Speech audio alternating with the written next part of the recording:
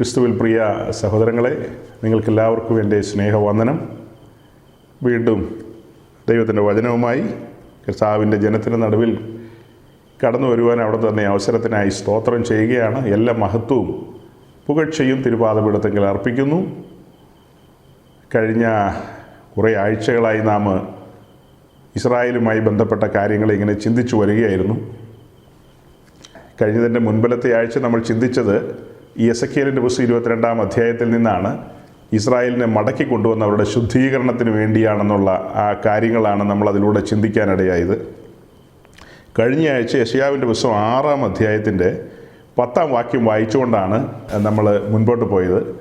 ആ 10-ാം വാക്യത്തിൽ കാണുന്നത് അതൊരു പ്രവചനാത്മാവിൽ എഴുതിയിരിക്കുന്ന ഒരു വാക്യമാണ്.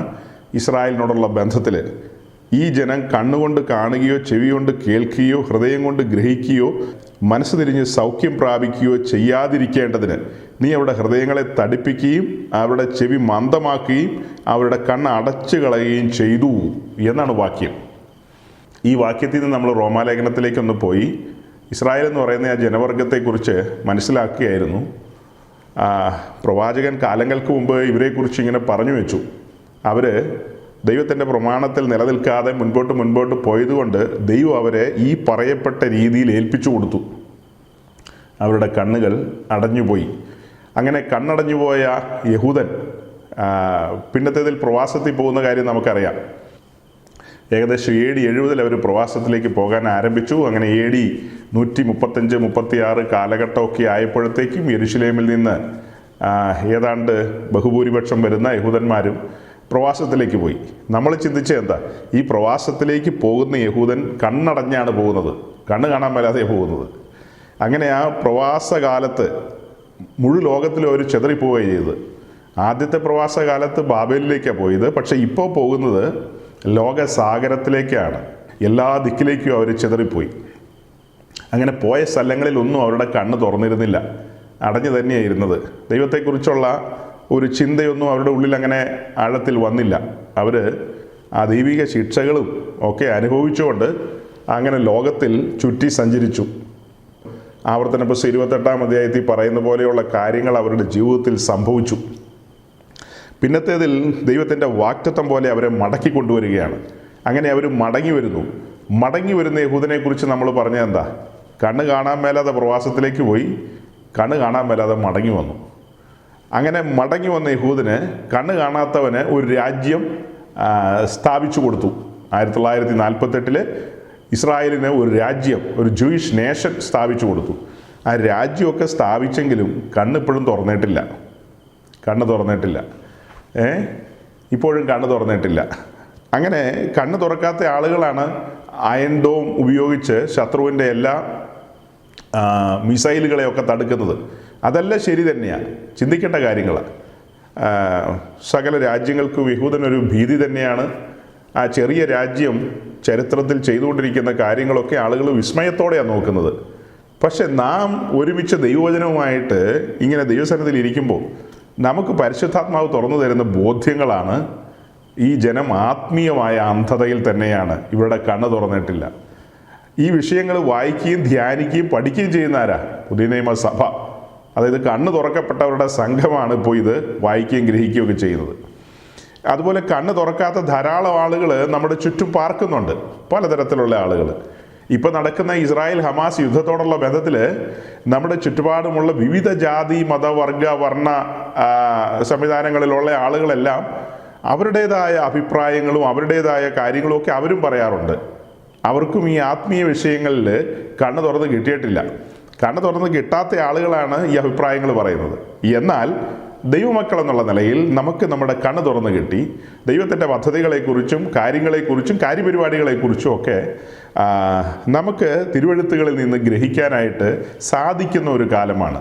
അപ്പോൾ കണ്ണ് കാണാൻ മേലാതെ മടങ്ങി വന്ന യഹൂദൻ ഇപ്പോൾ അവരാ ദേശത്തായിരിക്കുന്ന ദൈവിക പദ്ധതിയുടെ ഭാഗമാണ്. വാഗ്ദത്ത നിമിത്തമാണ് അവർ ഇപ്പോൾ ഇസ്രായേൽ ദേശത്തായിരിക്കുന്നത്. അവരുടെ ചുറ്റുമുള്ള രാജ്യങ്ങൾ ശത്രു രാജ്യങ്ങൾ എന്ന പേരിൽ തന്നെ വിളിക്കാം.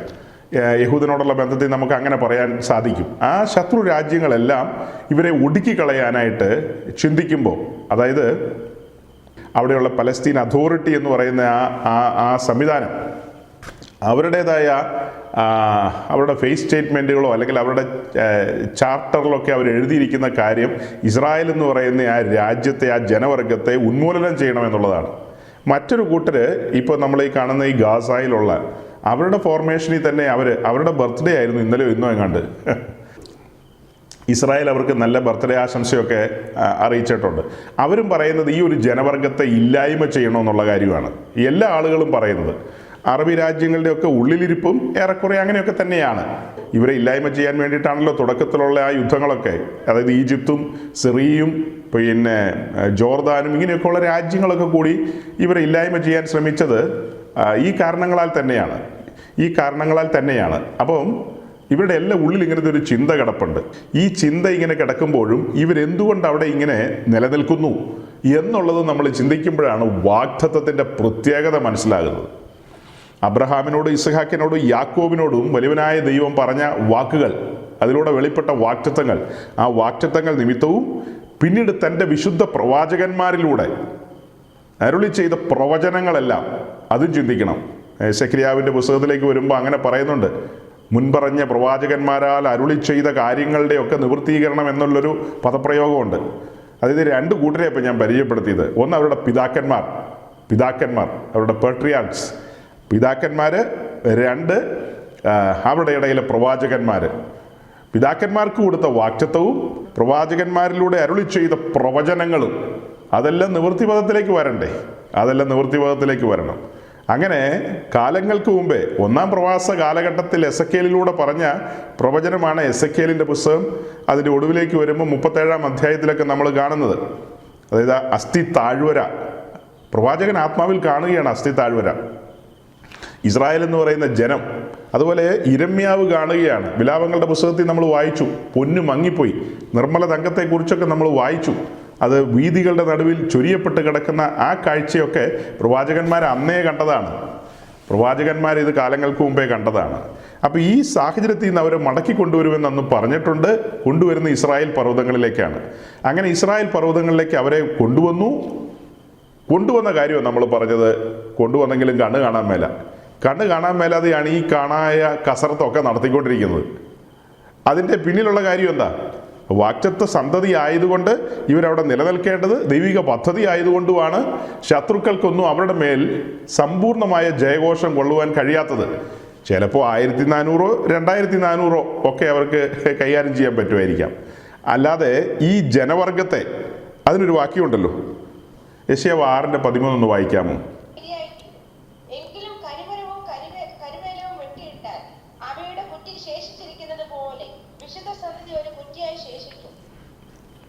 ഈ വാക്യത്തിൻ്റെ ഒടുവിൽ നമ്മൾ കാണുന്നത്, എങ്കിലും കരിമരവും കരുവേലകവും വെട്ടിയിട്ടാൽ അവയുടെ കുറ്റി ശേഷിച്ചിരിക്കുന്നത് പോലെ വിശുദ്ധ സന്തതി ഒരു കുറ്റിയായി ശേഷിക്കും.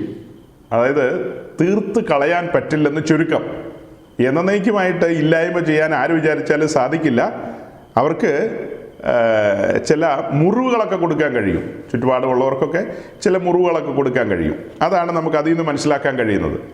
അപ്പം ഇങ്ങനെ മടങ്ങി വന്ന ഇസ്രായേൽ ഇപ്പോൾ ഈ കാര്യങ്ങളൊക്കെ ചെയ്തുകൊണ്ടിരിക്കുമ്പോൾ സഹോദരങ്ങൾ, ഇതിനിടയിൽ ഞാൻ 1-2 കാര്യങ്ങളൂടെ പറഞ്ഞിട്ട് നമുക്ക് ഈ വിഷയത്തിലേക്ക് വരാം. അതായത് ഇതിൻ്റെ നടുവിൽ അവരോട് സുവിശേഷം പറയുന്നത്, അല്ലെങ്കിൽ ഈ യുദ്ധങ്ങളുടെയും ഈ കെടുതികളുടെയും ഒക്കെ നടുവിൽ ഇസ്രായേലിനോട്, യഹൂദന്മാരോട് സുവിശേഷം പറയാൻ പറ്റിയ ഗോൾഡൻ ചാൻസാണിത്. 4 സൈഡിൽ നിന്നും അവരുടെ ചുറ്റും, മുൻപിലും പിൻപിലും സൈഡിലും ഒക്കെ തോക്കുകൾ ഇങ്ങനെ അവരുടെ നേരെ നീണ്ടു നിൽക്കുന്ന ഒരു കാലമാണല്ലോ. ശത്രുക്കൾ അവരുടെ നേരെ പാളയം ഇറങ്ങി നിൽക്കുക ചുറ്റോട് ചുറ്റും. എല്ലാവരും രംഗത്ത് ചാടി വന്നിട്ടില്ലെന്നേ ഉള്ളൂ. അവർ ഏതാണ്ടൊരു ഒറ്റപ്പെട്ട അവസ്ഥയിൽ അവിടെ ആയിരിക്കുമ്പോൾ മറ്റ് രാജ്യങ്ങൾ, ഇറാനാകട്ടെ മറ്റ് രാജ്യങ്ങളാകട്ടെ, മനസ്സുകൊണ്ട് ഈ ഹമാസിൻ്റെയും ഹിസ്ബുള്ളയുടെയും ഒക്കെ കൂടെ തന്നെയാണല്ലോ. ഈ സമയത്ത് ഈ സംഭവവികാസങ്ങളെ എല്ലാം വെച്ചുകൊണ്ട് ഇവരോടൊക്കെ സുവിശേഷം പറയാൻ പറ്റിയ നല്ല ഒന്നാന്തര സമയമാണ്. അല്ലെങ്കിൽ ഈ ക്രിസ്ത്യൻ ലീഡേഴ്സ് സാമൂഹ്യ മാധ്യമങ്ങളിലൂടെ ഈ ഇൻ്റർനെറ്റ് സംവിധാനങ്ങൾ പ്രയോജനപ്പെടുത്തിക്കൊണ്ട് ഈ വിഷയങ്ങളെയൊക്കെ ആധികാരികമായിട്ട് പ്രസംഗിക്കുകയും, അതായത് അവരുടെ ഭാഷയിൽ, ഹീബ്രു ഭാഷയിലോ ഇംഗ്ലീഷ് ഭാഷയിലോ ഒക്കെ ശക്തിയുക്തം പ്രസംഗിക്കുകയാണെങ്കിൽ, ഏതെങ്കിലും വിധത്തിൽ ഇസ്രായേലിലെ പട്ടാളക്കാരോ അവരുടെ നേതൃനിരയിലുള്ള ആളുകളോ ഒക്കെ കേൾക്കുകയാണെങ്കിൽ അവർക്ക് മനസ്സിലാക്കാനായിട്ട് ചെറിയ തോതിലൊക്കെ കഴിയുന്ന ഒരു കാലമാണിത്. ചെറിയ തോതിലൊക്കെ കഴിയുന്ന കാലമാണ്. നമ്മൾ പലപ്പോഴും പറയാറുള്ളത് പോലെ ഒരു യഹൂദൻ ഇന്ന് മരിച്ചു കഴിഞ്ഞാൽ അവൻ്റെ നിത്യത ഉറപ്പിക്കണമെങ്കിൽ യേശുക്രിസ്തുവിനെ രക്ഷിതാവായി സ്വീകരിക്കണം. അല്ലാതെ ഒരു തരത്തിലും ഒരു സാധ്യതയുമില്ല അവരുടെ മുമ്പിൽ. ദൈവിക പരിരക്ഷയുണ്ട്, ശാരീരിക പരിരക്ഷ, അതൊക്കെ അവർക്ക് ആ ദേശത്ത് വസിക്കാൻ പാകത്തിനുള്ള സംരക്ഷണവും കാര്യങ്ങളും ഒക്കെ കിട്ടുന്നുണ്ട്. അതൊക്കെ ശരി തന്നെയാണ്. ആ ദേശം അവർക്ക് വേണ്ടി പ്രയോജനപ്പെടുന്നുണ്ട്, അല്ലെങ്കിൽ ആ മണ്ണ്, അവരുടെ കൃഷിയും കാര്യങ്ങളൊക്കെ അനുഗ്രഹിക്കപ്പെടുന്നുണ്ട്, അവരുടെ നാൽക്കാലി സമ്പത്തൊക്കെ, അതെല്ലാം ഓക്കെ. പക്ഷേ ആത്മരക്ഷയുമായി ബന്ധപ്പെട്ട് യേശുക്രിസ്തുവിലൂടെ അല്ലാതെ ഒരു രക്ഷയില്ല. ഇപ്പം ന്യായപ്രമാണ പ്രകാരം ഒരു യാഗം അർപ്പിക്കാൻ ബലിപീഠമില്ല, അല്ലേ? ബലിപീഠം ഉണ്ടെങ്കിലല്ലേ യാഗം അർപ്പിക്കാൻ പറ്റൂ. പ്രായശ്ചിത്ത യാഗം അർപ്പിക്കണ്ടേ? അങ്ങനെയുള്ള ഒരു കാര്യങ്ങൾക്കും ഒരു സാധ്യതയില്ല, ഒരു നടപടിയില്ല. അപ്പോൾ ഒരു യഹൂദൻ മരിച്ചു കഴിഞ്ഞാൽ ചുമ്മാ അവനെ സ്വർഗത്തിലേക്ക് കൊണ്ടുപോകാൻ പറ്റുമോ? അതൊന്നും നടക്കണ കാര്യമല്ല. അപ്പോൾ ദൈവത്തിൻ്റെ നീതി എവിടെയെന്നൊക്കെ ചോദ്യം വരില്ലേ? അപ്പോൾ അതിനൊക്കെ മറുപടി കൊടുക്കേണ്ടി വരും. അപ്പോൾ അവരോട് സുവിശേഷം പറയാൻ പറ്റിയ സമയമാണ് നമ്മളുടെ ഈ ക്രിസ്തീയ ലോകത്ത് എപ്പിസ്കോപ്പൽ സഭകളിലൊക്കെയുള്ള അതിൻ്റെ നേതൃനിരയിലൊക്കെ ഇരിക്കുന്ന ആളുകൾ, അവരൊക്കെ ഒരു 2 സെൻറ്റൻസ് പറഞ്ഞാൽ പോലും അത് ട്വിറ്ററിലൂടെയും മറ്റ് പലതിലൂടെയൊക്കെ ലോകം മുഴുവൻ എത്തിപ്പെടും. ചുമ്മാ ഒരു സെൻറ്റൻസ് എഴുതി വിട്ടാൽ മതി. യുദ്ധം നിർത്തൂ, വെടി നിർത്തൂ എന്നൊക്കെ പറയാതെ ബൈബിളിൽ നിന്ന് 2 വാക്യം, മറ്റേ നമ്മുടെ പുള്ളി ഉണ്ടല്ലോ, അവരൊന്നും അങ്ങനത്തെ ഒരു വാക്യവും പറയാറില്ല. ബൈബിൾ ഇങ്ങനെ പറയുന്നു, അങ്ങനെ ഒരു വാക്ക് പുള്ളി ഇന്ന് വരെ പറഞ്ഞ് ഞാൻ കേട്ടിട്ടില്ല. നിങ്ങളാരെങ്കിലും കേട്ടിട്ടുണ്ടോ? ഏത്? നമ്മുടെ മഹാപുരോഹിതൻ, വത്തിക്കാനിലിരിക്കുന്ന സീനിയർ മോസ്റ്റ് ലീഡർ, അദ്ദേഹം ഒന്നും ഒരിക്കലും അങ്ങനത്തെ വേദപുസ്തക വാക്യങ്ങളെ കോട്ട് ചെയ്തുകൊണ്ട് ഒരു കാര്യവും പറഞ്ഞ് നമ്മൾ കേൾക്കാറില്ല. ഇപ്പം ഇസ്രായേലിനോട് പറയാവുന്ന കാര്യങ്ങളാണ് ഇതൊക്കെ. അതായത് പക്കായായിട്ടങ്ങ് പറയണം. നിങ്ങളെ എന്നൊക്കെ വെടിവെച്ചെന്ന് പറഞ്ഞാലും സ്വസ്ഥമായിട്ട് നിങ്ങൾക്ക് അവിടെ ഇരിക്കാൻ പറ്റില്ല. നിങ്ങൾക്ക് സ്വസ്ഥമായിട്ട് ഇരിക്കണമോ, നിങ്ങൾ സമാധാന പ്രഭുവിനെ കൈക്കൊള്ളാതെ സാധ്യമല്ല. ഞങ്ങളുടെ കർത്താവ് ഈശോ മിശിഹ പറഞ്ഞിട്ടുണ്ട്, യുദ്ധങ്ങളും യുദ്ധശ്രുതികളെയും കുറിച്ച് കേൾക്കേണ്ടി വരും, അതായത് അവസാനത്തോളം യുദ്ധം ഉണ്ടാകും എന്നുള്ള കാര്യങ്ങളൊക്കെ പറഞ്ഞിട്ടുണ്ട്. അപ്പം ആ അവസാന സമയം വരെ ഈ കാര്യങ്ങളൊക്കെ സംഭവിക്കും. അതുകൊണ്ട് നിങ്ങൾ വചനത്തിലേക്ക് തിരിയണം. നിങ്ങൾ യഹോവയായ ദൈവത്തിൻ്റെ കൽപ്പനകൾ, പുതിയ നിയമം ഒന്നും നോക്കണ്ട, പഴയ നിയമത്തിൽ തന്നെ പറയുന്ന ഒത്തിരി കാര്യങ്ങളുണ്ടല്ലോ, ആ കാര്യങ്ങളിലേക്കൊക്കെ നിങ്ങളുടെ ശ്രദ്ധ പതിപ്പിക്കണം. അങ്ങനെ പതിപ്പിച്ചു കഴിഞ്ഞാൽ നിശ്ചയമായി നിങ്ങൾക്ക് മശിഹായെ കണ്ടെത്താൻ കഴിയും. ഈ ലോകം മുഴുവൻ കേൾക്കുകയാണ്. ബെഞ്ചമിൻ നെതന്യാഹു എന്ന് പറയുന്ന ഇസ്രായേൽ പ്രധാനമന്ത്രി അവരുടെ ഒരു ബ്രീഫ് ഹിസ്റ്ററി ഇങ്ങനെ പറഞ്ഞു പോയ കൂട്ടത്തിൽ യേശുക്രിസ്തുവിനെ കുറിച്ച് അദ്ദേഹം പറഞ്ഞു കഴിഞ്ഞപ്പോൾ അദ്ദേഹം ഒന്ന് ചിരിച്ചു. അതായത് മുഴു ലോകത്തിൻ്റെ ക്യാമറ അദ്ദേഹത്തിൻ്റെ നേരെ തിരിഞ്ഞിരിക്കുകയല്ലേ. ക്രിസ്ത്യൻസിനെ പിണക്കാതെ ക്രിസ്ത്യൻസിനെ കൂടെ നിർത്താൻ പാകത്തിനുള്ള സെൻറ്റൻസുകൾ ഇങ്ങനെ പറഞ്ഞു വരിക. അവരുടെ ചരിത്രം പറയുകയാണ്, അവർ പ്രവാസത്തിൽ പോകാനുണ്ടായ കാര്യകാരണങ്ങൾ, യെരുശലേം എങ്ങനെയാണ് പിടിക്കപ്പെട്ടത്, യെരുശലേമിൽ എങ്ങനെയാണ് ഉമറിൻ്റെ പള്ളി പണിത്, ഇങ്ങനെയൊക്കെയുള്ള പലതും പറഞ്ഞു വന്ന് അദ്ദേഹം ഈ ക്രിസ്ത്യാനികളുമായി ബന്ധപ്പെട്ട കാര്യങ്ങൾ പറഞ്ഞപ്പോഴാണ് യേശുക്രിസ്തുവിനെ കുറിച്ച് പറഞ്ഞത് ഒരു യഹൂദ റബ്ബായിയാണ്, ഒരു നല്ല റബ്ബായി ആണെന്ന്. യേശുക്രിസ്തുവിനെ കുറിച്ച് അദ്ദേഹം അങ്ങനെ പറഞ്ഞല്ലോ. അപ്പോൾ ക്രിസ്ത്യൻ സൈഡിൽ നിന്നുള്ള ആളുകൾ അങ്ങനെയല്ല, യേശുക്രിസ്തു ആരാണെന്ന് ക്രിസ്ത്യൻ സൈഡിലെ ഒരു ലീഡറും ഇന്ന് വരെ പറഞ്ഞിട്ടില്ല. അതായത് ബെഞ്ചമിൻ നെതന്യാഹുവിനോടുള്ള കൗണ്ടർ പറയാമല്ലോ, ന്യായമായിട്ടും പറയാവുന്ന സമയമാണ്. ചുമ്മാ ഇരിക്കുമ്പോൾ പറഞ്ഞാൽ ആരും ശ്രദ്ധിക്കില്ല, അതിന് ഗൗരവം ഉണ്ടാവില്ല. ഇപ്പോൾ അദ്ദേഹത്തിൻ്റെ ആ ഒരു ശബ്ദം വൈറൽ, ലോകം മുഴുവനും കേട്ട ഒരു സ്വരമാണ് യേശുക്രിസ്തു ഒരു നല്ല യഹൂദ റബ്ബായി ആണെന്നുള്ളത്. അപ്പോൾ ചിരിച്ചുകൊണ്ട് നല്ല പുഞ്ചിരിയോടുകൂടി ക്രിസ്തീയ സൈഡിലുള്ള ആളുകൾ ബെഞ്ചമിൻ നെതന്യാഹുവിനോട് പറയണം, അങ്ങനെയല്ല, അതിൻ്റെ കാര്യകാരണങ്ങൾ ഇങ്ങനെയാണ്, നിങ്ങൾ ധരിക്കും പോലെയല്ല മിസ്റ്റർ നെതന്യാഹു, ഞങ്ങൾ നിങ്ങളെ സ്നേഹിക്കുന്നു, ഞങ്ങൾ നിങ്ങളെ സപ്പോർട്ട് ചെയ്യും, അതൊക്കെ വേറെ കാര്യം. പക്ഷേ നിങ്ങൾക്ക് ക്രിസ്തീയ സഭയെക്കുറിച്ചോ യേശുക്രിസ്തുവിനെ കുറിച്ചോ ഒന്നും വേണ്ട വിധത്തിൽ അറിയില്ലെന്നുള്ള കാര്യം പറയാൻ കിട്ടുന്ന ഗോൾഡൻ ചാൻസ് ആയിരുന്നു. അതൊന്നും ഇപ്പം നമ്മളിവിടെ ഇരുന്നുകൊണ്ട് പറഞ്ഞാൽ നെതന്യാഹു ചോദിക്കില്ല, അവൻ ഏതാന്ന് ചോദിക്കില്ലേ. ഇപ്പം നമ്മളൊന്നും പറഞ്ഞാലൊന്നും കാര്യമില്ല, അത് കുറച്ച് ആളുകളുടെ ഇടയിൽ എത്തുമെന്നേ ഉള്ളൂ. ലീഡർഷിപ്പിലിരിക്കുന്ന ആളുകൾ, ഉയർന്ന സ്ഥാനീയരായ ആളുകൾ, അവരൊക്കെ പറയുമ്പോഴാണ് അതിൽ ലോകം ശ്രദ്ധിക്കുന്നത്. പക്ഷെ അവരൊന്നും പറയുന്നില്ല, അത് കാര്യങ്ങൾ ഇങ്ങനെ തന്നെ പോകും, അത്രയേ ഉള്ളൂ. ഞാനൊരു ആഗ്രഹം പ്രകടിപ്പിച്ചതാണ്, ചുമ്മാ നടക്കാത്തൊരാഗ്രഹം. നടക്കുന്ന ആഗ്രഹമാണോ അത്? അല്ല, അതൊരു ദിവാസ്വപ്നമാണ്. ആ ദിവാസ്വപ്നം ഞാൻ നമ്മുടെ കൂട്ടു സഹോദരങ്ങളുടെ നടുവിൽ ഒന്നങ്ങ് പറഞ്ഞെന്ന് മാത്രമേ ഉള്ളൂ. എനിവേ, ഇതൊരു ചാൻസാണ്, ഗോൾഡൻ ചാൻസാണ്. ഇവരോട് സുവിശേഷം പറയാൻ പറ്റിയ ഒരു കാലമാണ് എന്നുള്ളതാണ് ഞാൻ ഒന്ന് രണ്ട് സെൻറ്റൻസിലൂടെ പറയാനായിട്ട് ആഗ്രഹിച്ചത്. എനിവേ, നമ്മൾ ഒന്നുകൂടെ യെശയ്യാവ് 6-ാം അധ്യായത്തിലേക്ക് മടങ്ങി വന്നാൽ, 6-ാം അധ്യായത്തിൻ്റെ 10-ാം വാക്യത്തിൽ ഞാൻ പറഞ്ഞല്ലോ, ഈ ജനത്തിൻ്റെ അവസ്ഥയെക്കുറിച്ച് പ്രവാചകൻ പ്രവചനാത്മാവിൽ എഴുതി വെച്ചിരിക്കുന്നത്. ആ വാക്യം കഴിഞ്ഞിട്ട് അതിൻ്റെ തൊട്ടടുത്ത 11-ാം വാക്യം തുടങ്ങുമ്പോൾ തന്നെ ആ കേൾവിയിൽ പ്രവാചകൻ്റെ ഹൃദയം നൊന്തുപോയി. ഉടനെ പ്രവാചകൻ ചോദിക്കുന്ന മറുചോദ്യമാണ്, കർത്താവെ എത്രത്തോളം, യഹോവയായ ദൈവമേ എത്രത്തോളം എന്നൊരു ചോദ്യം. എന്ന് ഞാൻ ചോദിച്ചതിന് തനിക്ക് കിട്ടിയ ഉത്തരമാണ്, പട്ടണങ്ങൾ നിവാസികളില്ലാതെയും വീടുകൾ ആളുകളില്ലാതെയും ശൂന്യമായി ദേശം തീരെ പാഴായി പോകുകയും യഹോവ മനുഷ്യരെ ദൂരത്ത് അകറ്റിയിട്ട് ദേശത്തിൻ്റെ നടുവിൽ വലിയൊരു നിർജ്ജന പ്രദേശം ഉണ്ടാകുകയും ചെയ്യുവോളം തന്നെ എന്ന് ഉത്തരം പറഞ്ഞു. അതായത് യെശയ്യാവ് ആത്മാവിൽ കാണുകയാണ്. ഇവരുടെ ആത്മീയ അവസ്ഥയാണ് 10-ാം വാക്യത്തിൽ പറഞ്ഞത്. ശ്രദ്ധിച്ച് നോക്കണം, ഇങ്ങനെയാണ് പഠിക്കുന്നത്.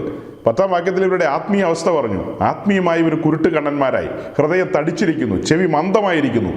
അത് പറഞ്ഞു കഴിഞ്ഞിട്ട് 11-ാം വാക്യത്തിലേക്ക് വരുമ്പോൾ പറയുകയാണ് അവരുടെ ദേശത്തിന് സംഭവിക്കുന്ന കാര്യങ്ങൾ. ദേശത്തിന് സംഭവിക്കുന്ന എന്താ? പട്ടണങ്ങൾ നിവാസികളില്ലാതെയും വീടുകൾ ആളുകളില്ലാതെയും ശൂന്യമായി ദേശം തീരെ പാഴായി പോവുകയും യഹോവ മനുഷ്യരെ ദൂരത്തേക്ക് അയച്ചു കളയും എന്നൊക്കെയുള്ള കാര്യങ്ങളാണ് നമ്മൾ അതിലൂടെ കാണുന്നത്. അപ്പം ഇത് പ്രവാചകൻ കാലങ്ങൾക്ക് മുമ്പ് പറഞ്ഞതാണ്. ഈ കാര്യങ്ങളെ നമ്മുടെ കർത്താവ് തൻ്റെ പരസ്യ ശുശ്രൂഷയുടെ ഒടുവിലത്തെ സമയത്ത് പരസ്യമായി പറയുന്നൊരു വാക്യം കഴിഞ്ഞ ആഴ്ച നമ്മൾ വായിച്ചതാണ്. എന്നാൽ ഞാൻ ഒന്നുകൂടെ ഒന്ന് ചേർത്ത് വായിക്കാം. മത്തായിയുടെ സുവിശേഷം 23-ാം അധ്യായത്തിൻ്റെ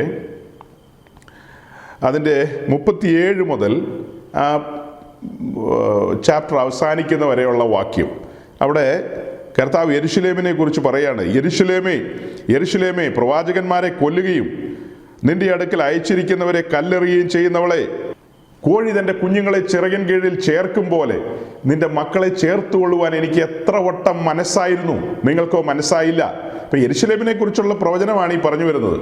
എന്നിട്ട് അതിൻ്റെ കണ്ടിന്യൂവേഷനായിട്ട് പറയുന്നത്, അന്ന് യഹൂദയിലുള്ളവർ മലകളിലേക്ക് ഓടിപ്പോകട്ടെ, വീടിന്മേലിരിക്കുന്നവൻ വീട്ടിലുള്ളത് എടുക്കേണ്ടതിന് ഇറങ്ങരുത്, വയലിലുള്ളവൻ വസ്ത്രം എടുപ്പാൻ മടങ്ങിപ്പോകരുത്. ആ കാലത്ത് ഗർഭിണികൾക്കും മുലയൂട്ടുന്നവർക്കും അയ്യോ കഷ്ടം. എന്നാൽ നിങ്ങളുടെ ഓടിപ്പോക്ക് ശീതകാലത്തിലോ ശബത്തിലോ ആകാതിരിപ്പാൻ പ്രാർത്ഥിപ്പീൻ. അങ്ങനെയാണ് പറയുന്നത്. അപ്പോൾ ഇവിടെ ദേശം ശൂന്യമായി തീരെ പാഴായി പോകും എന്നാണ് വായിച്ചത്. ദേശം ശൂന്യമായി തീരെ പാഴായി പോകും. ഇത് യെശയ്യാവ് പ്രവചിച്ചതിനും ഒരു 1750 വർഷങ്ങൾക്ക് ശേഷം നമ്മുടെ കർത്താവ് പറഞ്ഞ കാര്യങ്ങളാണ്. അതായത് കർത്താവ് നിന്റെ മടങ്ങിവരവിനും യുഗാവസാനത്തിനും അടയാളം എന്തെന്നുള്ള ശിഷ്യന്മാരുടെ ചോദ്യം, ഒലിവുമലയിൽ വെച്ചുള്ള ആ ചോദ്യത്തിന് കൊടുക്കുന്ന മറുപടിയിലാണ് യെരുശലേമിന് സംഭവിക്കുന്ന കാര്യങ്ങളെക്കുറിച്ച് പറഞ്ഞത്. ഇതേ കാര്യമാണല്ലോ പ്രവാചകൻ പറഞ്ഞത്. ആ പറഞ്ഞതുപോലെയുള്ള കാര്യങ്ങൾ ചരിത്രത്തിൽ സംഭവിച്ചു. ഇവരിങ്ങനെ ദേശം മുഴുവനും ചിതറിപ്പോയി. ഇത് AD 70 ബന്ധത്തിൽ സംഭവിക്കുകയാണ്. അതേ സമയത്ത് തന്നെ അതിൻ്റെ കണ്ടിന്യൂവേഷനായിട്ട് പറഞ്ഞു വരുന്ന കാര്യം എന്ന് പറയുന്നത്, ഇനിയും ഇതുപോലൊരു ചിതറൽ സംഭവിക്കും. ആ ചിതറിപ്പോകുന്ന സമയത്ത് സംഭവിക്കുന്ന കാര്യങ്ങളെക്കുറിച്ചാണ് താഴേക്ക് വായിച്ചു വന്നപ്പോൾ പറഞ്ഞത്. അപ്പോൾ കഴിഞ്ഞ ആഴ്ച ഞാൻ പറഞ്ഞു പോയ ആ കാര്യത്തിൽ 1-2 പേര് ചില സംശയങ്ങൾ പറഞ്ഞു. അതായത് ഞാൻ അവസാനമായിപ്പോൾ ഓടിച്ചു പറഞ്ഞു, 3 യുദ്ധങ്ങളെക്കുറിച്ച് പറഞ്ഞു. ആ 3 യുദ്ധങ്ങളെക്കുറിച്ച് പറഞ്ഞെങ്കിലും അത് പെട്ടെന്ന് അങ്ങ് പിടികിട്ടാതെ പോയി. അപ്പോൾ അതിന് ഒരു ചെറിയൊരു വിശദീകരണം കൂടെ തന്നിട്ട് ഞാൻ മുൻപോട്ട് പോകാം. അത് പറയുമ്പോൾ തന്നെ പ്രിയ സഹോദരങ്ങളോട് ഞാൻ ഒരു കാര്യം ഒന്ന് പറഞ്ഞുകൊള്ളട്ടെ. കഴിഞ്ഞ ആഴ്ച പറഞ്ഞ കാര്യങ്ങളൊക്കെ സീനിയറായിട്ടുള്ള വിശ്വാസികൾക്ക് വളരെ നന്നായിട്ട് അറിയാവുന്ന കാര്യങ്ങളാണെന്ന് എനിക്ക് ബോധ്യമുണ്ട്. കാലങ്ങളായിട്ട് വിശ്വാസ മണ്ഡലത്തിൽ നിൽക്കുന്ന എല്ലാവർക്കും അറിയാവുന്ന കാര്യങ്ങളാണ്. എസെക്കിയേൽ 38, 39 അധ്യായങ്ങളിൽ പറയുന്ന യുദ്ധങ്ങളും, അത് കഴിഞ്ഞ് പിന്നത്തേതിൽ സഭ എടുക്കപ്പെടുന്നു, ഇവിടെ എതിർക്രിസ്തു ഭരിക്കുന്ന കാലം, അത് കഴിഞ്ഞ് ഈ ഭൂമിയിൽ വന്ന യേശുക്രിസ്തു തൻ്റെ രാജ്യം സ്ഥാപിക്കുന്നത്, അങ്ങനെ 1000 ആണ്ട് വാഴ്ച, 1000 ആണ്ട് വാഴ്ചയുടെ ഒടുവിൽ സംഭവിക്കുന്ന കാര്യങ്ങൾ, ഇങ്ങനെ കുറേ കാര്യങ്ങൾ പറഞ്ഞു. നമ്മൾ ഈ കുറേ കാര്യങ്ങളൊക്കെ പറഞ്ഞു കഴിഞ്ഞിട്ട് ഞാൻ എൻ്റെ മനസ്സിൽ ചിന്തിച്ചു, ഈ പറയപ്പെട്ട കാര്യങ്ങളൊക്കെ പലർക്കും അറിയാവുന്നതാണല്ലോ, നമ്മുടെ നടുവിലുള്ള സീനിയറായിട്ടുള്ള വിശ്വാസികൾക്കൊക്കെ. ഞാൻ എങ്ങനെ അവരെ പറഞ്ഞ് ബോധ്യപ്പെടുത്തും ഈ കാര്യങ്ങൾ എന്തുകൊണ്ട് പറഞ്ഞു എന്നുള്ളത്? അതായത് പുതുതായി പല സഹോദരങ്ങളും നമ്മളെ ശ്രവിക്കുന്നുണ്ട് പ്രിയപ്പെട്ടവരെ, അതായത് നേരിട്ടും അല്ലാതെയും. പിന്നത്തേതിൽ അപ്ലോഡ് ചെയ്യുന്ന മെസ്സേജുകളുമൊക്കെ കേൾക്കുന്ന വാത്സല്യ സഹോദരങ്ങളുണ്ട്. അവരിൽ ചിലരൊക്കെ ആത്മീയത്തിൽ പിച്ച വെച്ച് തുടങ്ങിയിട്ടുള്ളൂ. അപ്പോൾ അവർ അത്ഭുതം കൂറിക്കൊണ്ട് എന്നോട് ചോദിക്കുന്ന കാര്യങ്ങളുണ്ട്. അപ്പോൾ കേൾക്കുന്ന നിങ്ങൾക്ക് തോന്നും അത് LKG അല്ലേ, UKG അല്ലേ എന്നൊക്കെ. പക്ഷേ ആ സഹോദരങ്ങളെ നമ്മൾ പരിഗണിക്കേണ്ടതുണ്ട്. അവർ ആത്മാർത്ഥമായാണ് കേൾക്കുന്നത്, അവർക്ക് ആ ഭാഗങ്ങൾ അറിയില്ല, അവർ തുറന്നു പറയുന്ന കാര്യങ്ങളാണ്. കാരണം അവരായിരുന്ന ആ സമുദായ സംഘങ്ങളിലൊന്നും ഇങ്ങനെയുള്ള കാര്യങ്ങൾ അവർ കേട്ടിട്ടില്ലെന്നാണ് പറയുന്നത്. ഇങ്ങനെയുള്ള കാര്യങ്ങളോ ഇങ്ങനെയുള്ള പ്രസംഗങ്ങളോ കേട്ടിട്ടില്ല. ഇതിൻ്റെ അടുക്കടുക്കായിട്ടുള്ള ആ ഒരു പിക്ചർ അവരുടെ മുമ്പിലില്ല. മേലാൽ സംഭവിക്കാനുള്ള കാര്യങ്ങളൊക്കെയാണല്ലോ ഈ പറഞ്ഞു വരുന്നത്, മേലാൽ സംഭവിക്കാനുള്ള കാര്യങ്ങൾ. അപ്പോൾ അങ്ങനെയുള്ള കാര്യങ്ങൾ പറയുമ്പോൾ അവർക്ക് ഒരു സന്തോഷമുണ്ട്. അതുകൊണ്ട് കഴിഞ്ഞ നാളുകളിൽ നമ്മൾ പറഞ്ഞ പല പ്രസംഗങ്ങളും അവർ നേരിട്ട് വന്നു അല്ലാതെയൊക്കെ കേട്ടുകൊണ്ടിരിക്കുന്ന സഹോദരങ്ങളാണ്. നമുക്കവരെ തള്ളിക്കളയാൻ പറ്റത്തില്ല. നമ്മൾ വേണമല്ലോ അവരോട് ഇങ്ങനെയുള്ള കാര്യം പറഞ്ഞു കൊടുക്കാൻ. അതുകൊണ്ട് ഈ കാര്യത്തെക്കുറിച്ചൊക്കെ അറിവുള്ള സഹോദരങ്ങൾ ദയവായി അവർ നമ്മുടെ കൂട്ടു സഹോദരങ്ങളാണെന്നുള്ള ബോധ്യത്തിൽ നിങ്ങൾ സ്തോത്രത്തോടെ ആയിരിക്കണം. ഒന്നുകൂടെ കേട്ടെന്നോർത്ത് കുഴപ്പമില്ല, അവരെ നമുക്ക് പരിഗണിക്കണം എന്നുള്ള എൻ്റെ വാക്കുകളെ നിങ്ങൾ നല്ല നിലയിൽ എടുക്കുക. അവരെ നമ്മൾ പരിഗണിക്കേണ്ടതുണ്ട്. ഇതൊക്കെ നിങ്ങൾ 1000 വട്ടം കേട്ടിട്ടുള്ളതും നിങ്ങൾ ഈ കാര്യത്തെക്കുറിച്ച് പറയാൻ പ്രാപ്തരുമായിരിക്കാം. എന്നാൽ ഈ സമയം ചെലവഴിച്ച് നമ്മുടെ നടുവിൽ വരുന്ന അവർക്ക് ഇങ്ങനെ എന്നോട് ചോദ്യങ്ങളൊക്കെ ചോദിക്കാറുള്ളത് കൊണ്ടാണ് സഹോദരങ്ങളെ ഞാൻ അത് വെച്ചിട്ട് പറയുന്നത്. പല കാര്യങ്ങളും അത് നിസ്സാര കാര്യങ്ങളായിരിക്കാം, പക്ഷേ ഒരു ശുശ്രൂഷകൻ എന്ന നിലയിൽ എനിക്കങ്ങനെ അത് നിസ്സാരമായിട്ട് തള്ളാൻ കഴിയില്ല. ഒരു പുതിയ വിശ്വാസിയുടെ ന്യായമായ ചോദ്യങ്ങളും അല്ലെങ്കിൽ കഴിഞ്ഞ ദിവസങ്ങളിൽ കേട്ട കാര്യത്തിൽ ഒരു കൃത്യതയില്ലായ്മ, തനിക്കത് ഗ്രഹിക്കാൻ കഴിഞ്ഞില്ല. വീണ്ടും പറയാമോ എന്ന് ചോദിക്കുമ്പോൾ അത് പബ്ലിക്കിൽ പറയണമെന്ന് ചോദിച്ചാൽ നേരിട്ട് അവരോട് അങ്ങ് പറഞ്ഞാൽ പോരെ. അവരെന്ത് മാധ്യമത്തിലൂടെയാണ് ചോദ്യം ചോദിച്ചെങ്കിൽ ആ മാധ്യമത്തിലൂടെ പറഞ്ഞാൽ മതി അവരോട്. ചില കാര്യങ്ങൾ ഞാൻ അങ്ങനെ തന്നെ മറുപടി പറയാറുമുണ്ട്. അതായത് പല സംവിധാനങ്ങളുണ്ടല്ലോ, അതിലൂടെ ഞാൻ ചോദ്യങ്ങൾക്ക് മറുപടിയും പറയാറുണ്ട്. എന്നാൽ അതേ ചോദ്യം ഇതുപോലെ പല സഹോദരങ്ങളുടെ ഉള്ളിൽ നിന്ന് വേണമെങ്കിൽ വരാമല്ലോ. ആ ചിന്തയിലാണ് പരസ്യമായിട്ട് ചില കാര്യങ്ങളെ പറയാനായിട്ട് പരിശ്രമിക്കുന്നത്.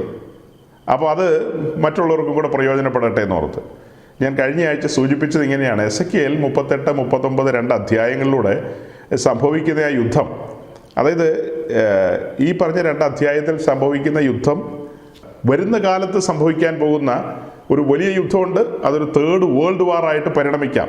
ആ 3rd വേൾഡ് വാർ, 3ാം ലോകമായ യുദ്ധം എന്നുള്ളൊരു നിലയിലേക്ക് പരിണമിക്കുന്ന ഒരു യുദ്ധത്തെക്കുറിച്ചാണ് അവിടെ പറയുന്നത്.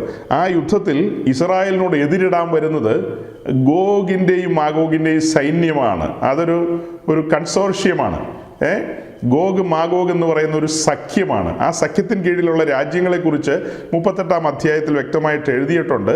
അത് നമ്മൾ സാധാരണ ചിന്തിക്കുന്നത്, നമുക്ക് കിട്ടുന്ന എവിഡൻസ് എല്ലാം അങ്ങനെയാണ്. അത് റഷ്യയുടെ നേതൃത്വത്തിൽ തന്നെ ആയിരിക്കും. റഷ്യയിലെ പട്ടണങ്ങളെല്ലാം കൂടെ ചേർത്താണ് അവിടെ ചില വാക്കുകൾ പറയുന്നത്. റഷ്യ മീൻസ് നമ്മുടെ പഴയ സോവിയറ്റ് യൂണിയൻ, അതിലെ പട്ടണങ്ങൾ. അപ്പോൾ അത് കഴിഞ്ഞിട്ട് പിന്നീട് പറയുന്ന ഇറാൻ്റെ പേരാണ്, അതായത് പാർസി രാജ്യം. പിന്നീട് ആഫ്രിക്കയിലുള്ള ചില രാജ്യങ്ങളുടെ പേരുകൾ പറയുന്നു. പിന്നെ തുർക്കിയുടെ പേര് പറയുന്നുണ്ട്. അതുപോലെ തന്നെ ഈ സോവിയറ്റ് റഷ്യയിൽ നിന്ന് വിഘടിച്ചു പോയ രാജ്യങ്ങളുണ്ട്, കുറേ രാജ്യങ്ങളുണ്ടല്ലോ. ആ രാജ്യങ്ങളിൽ എല്ലാം ആ കൂട്ടത്തിലുണ്ടാകണമെന്നില്ല. ചില രാജ്യങ്ങളെല്ലാം ഈ പറയുന്ന സഖ്യത്തിന് കീഴിൽ ഇസ്രായേലിനോട് യുദ്ധം ചെയ്യാനായിട്ട് വരുന്ന ആ ഒരു കാര്യങ്ങളുണ്ട്. അപ്പോൾ അതെല്ലാം ആ അധ്യായത്തിലുണ്ട്. അങ്ങനെ കടന്നു വന്ന് യുദ്ധം ചെയ്യുമ്പോൾ അതിന് ഗോഗ് മാഗോഗ് യുദ്ധം എന്നല്ല പറയുന്നത്.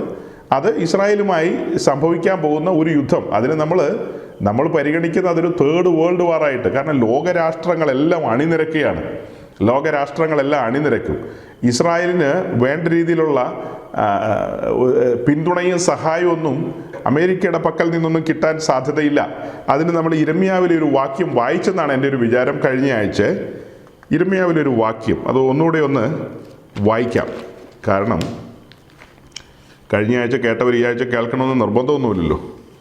അതുകൊണ്ട് ഇരമ്യാവിൻ്റെ പുസ്തകത്തിലെ ആ വാക്യം ഒന്നുകൂടെ ഒന്ന് വായിക്കാം. ഇരമ്യാവ് ചാപ്റ്റർ 30, ഇരമ്യാവിൻ്റെ പുസ്തകം 30-ാം അധ്യായം, അതിൻ്റെ 12-13 വാക്യങ്ങൾ വായിച്ച് താഴേക്ക് വരുമ്പോൾ 12-13 വായിച്ചേ.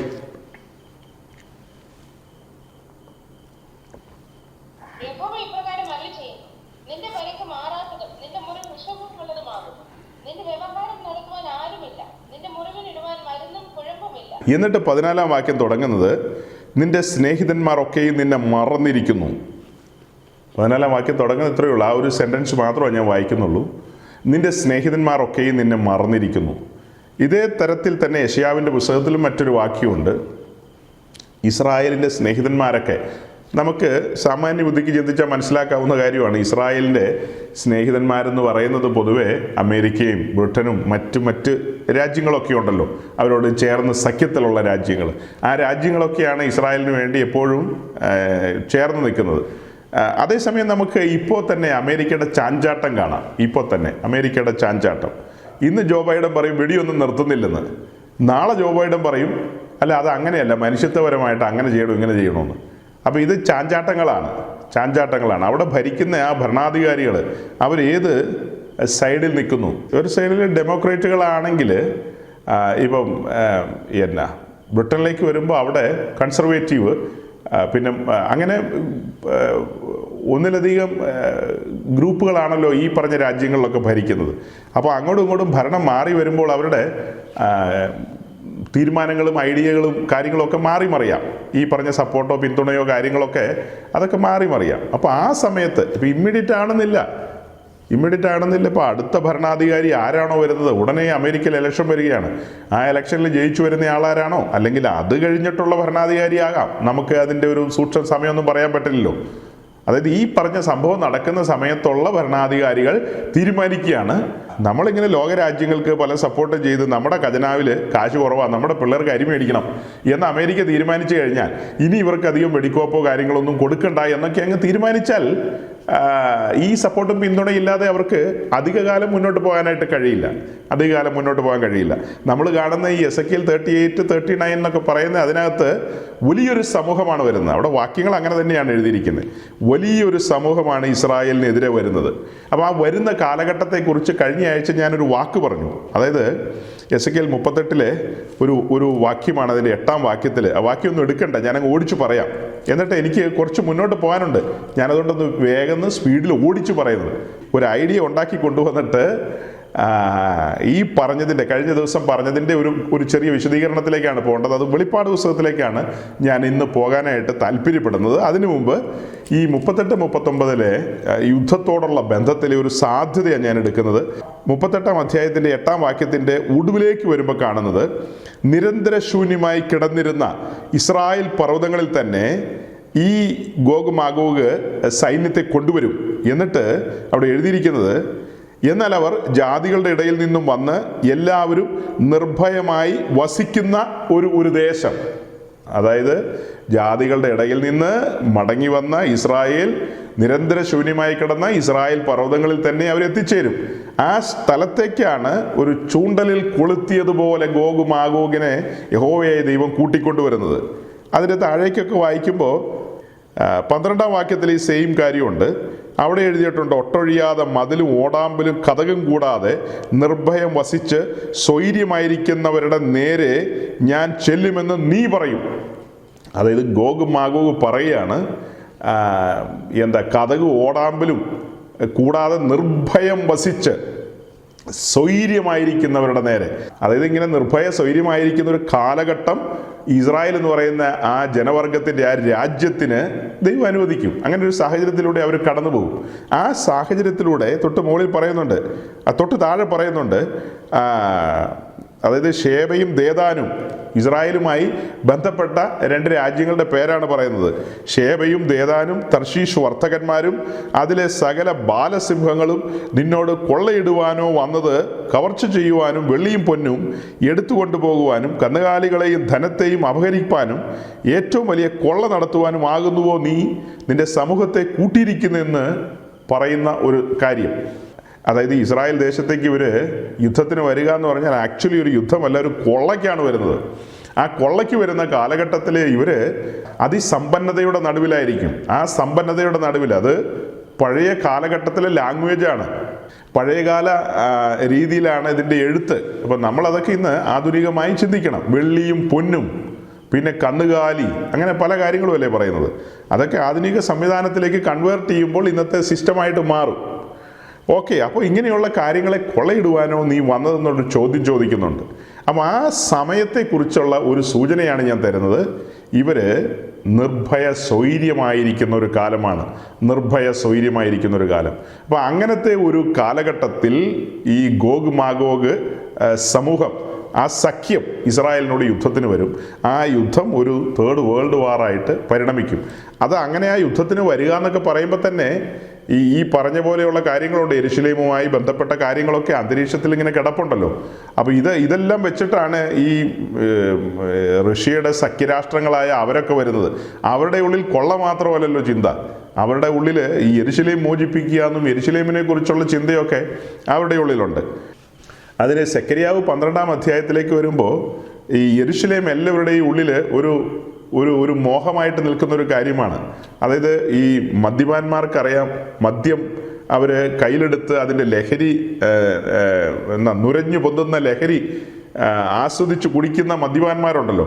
അതുപോലെ യെരുശലേം എന്ന് പറയുന്നത് ഒരു മദ്യം പോലെയാണ്, അതിനൊരു ലഹരിയുണ്ട് അല്ലേ. ചുറ്റുപാടുമുള്ള പല രാജ്യങ്ങൾ, സമൂഹങ്ങൾ, അവർക്ക് ഒരു ലഹരിയാണ്. ഞാൻ ഈ കഴിഞ്ഞ ദിവസം കൂടെ നമ്മുടെ മലയാളക്കരയിൽ നിന്ന് ഒരു മതപുരോഹിതൻ പ്രസംഗിക്കുന്ന ഒരു പ്രസംഗം, ഈ ജെറുസലേമിനെ കുറിച്ച്. അവരതിന് കുദൂസ് എന്നാണ് പറയുന്നത്, കുദൂസ്. ആ കുദൂസിൻ്റെ മോചനം എന്ന് പറയുന്നത് ഈ പലസ്തീനും അങ്ങനെയുള്ള കാര്യങ്ങളൊന്നും അല്ല അവർക്ക് പ്രാധാന്യം നമ്മൾ പറഞ്ഞിട്ടുണ്ടല്ലോ. അതൊക്കെ സെക്കൻഡറിയാണ്. പ്രൈമറി എന്ന് പറയുന്നത് ഈ കുദൂസ് അഥവാ യെരുശലേമിൻ്റെ മോചനമാണ് അവരുടെ മെയിൻ അജണ്ട എന്ന് പറയുന്നത്, മെയിൻ അജണ്ട. ആ കൂട്ടത്തിലുള്ളതാണ് ഈ യഹൂദനെ ഇല്ലായ്മ ചെയ്യുക എന്നുള്ളത്. ഒന്ന്, യഹൂദനെ ഇല്ലായ്മ ചെയ്യുക. രണ്ട്, ജെറുസലേം വീണ്ടെടുക്കുക. അത് അവർക്ക് വലിയൊരു മുറിവായിട്ടാണ് കിടക്കുന്നത്. ഈ കിഴക്കൻ ജെറുസലേം ഇസ്രായേൽ 67-ലെ യുദ്ധത്തിൽ പിടിച്ചെടുത്തു. പിന്നീട് UN പല റെസൊല്യൂഷനും പാസ്സാക്കി ഈ കിഴക്കൻ ജെറുസലേം വിട്ടുകൊടുക്കണമെന്ന്. വത്തിക്കാനിലിരുന്ന് മാർപ്പാപ്പ പറഞ്ഞു പുള്ളി മടുത്തു കിഴക്കൻ ജെറുസലേം വിട്ടുകൊടുക്കുന്നത്. അതായത് ദാവീദിൻ്റെ പട്ടണം, പഴയ ഓൾഡ് ജെറുസലേം, അതായത് ഇസ്രായേലിൻ്റെ പഴയ ശേഷിപ്പുകളൊക്കെ കിടക്കുന്ന, അവരുടെ പിതാക്കന്മാരുടെ കല്ലറകളുള്ള, അതുപോലെ ദാവീദിൻ്റെ പട്ടണത്തിൻ്റെ മതിലിരിക്കുന്ന വിലാപ മതിലൊക്കെ അവിടെയല്ലേ ഇരിക്കുന്നത്. അതൊക്കെ ഈ പലസ്തീനികൾക്ക് വിട്ടുകൊടുക്കണമെന്ന് പറഞ്ഞാൽ അവർ സമ്മതിക്കുമോ? അപ്പോൾ ലോകരാഷ്ട്രങ്ങൾ ഒന്നടങ്കം പറഞ്ഞിട്ട് UN-ന്റെ ആ റെസൊല്യൂഷന് പുല്ലുവില കൽപ്പിച്ചുകൊണ്ട്, എത്ര കാലം മുമ്പാണെന്നറിയാവോ ആ റെസൊല്യൂഷൻ പാസ്സാക്കിയത്? ആ റെസൊല്യൂഷൻ്റെ നമ്പർ ഞാൻ വിട്ടുപോയി, ഞാൻ മുന്നമേ ഉള്ള മെസ്സേജിൽ പറഞ്ഞിട്ടുണ്ട്. അപ്പോൾ അങ്ങനെ ഈ സ്ഥലം വിട്ടുകൊടുക്കാൻ അവർ മനസ്സ് വെച്ചിട്ടില്ല. എനിവേ, അത് ഈ ഗോഗ് മാഗോഗ് സമൂഹത്തിലുള്ള രാജ്യങ്ങളുണ്ടല്ലോ, ആ രാജ്യങ്ങളിൽ പലർക്കും താല്പര്യമുള്ള വിഷയമല്ലേ. അതുകൊണ്ട് അവരുടെ ഉള്ളിൽ ആ കാര്യം കിടക്കുന്നുണ്ട്. ഇതെല്ലാം വെച്ചിട്ടാണ് ഈ പറഞ്ഞ യുദ്ധത്തിന് വരുന്നത്. ആ യുദ്ധത്തിൽ വലിയ ആൾനാശങ്ങളും വലിയ കാര്യങ്ങളും സംഭവിക്കും. മറു സൈഡിലും, അതായത് ഈ ഗോഗ് മാഗോഗിനോടുള്ള ബന്ധത്തിൽ അവർക്കെല്ലാം സംഭവിക്കും.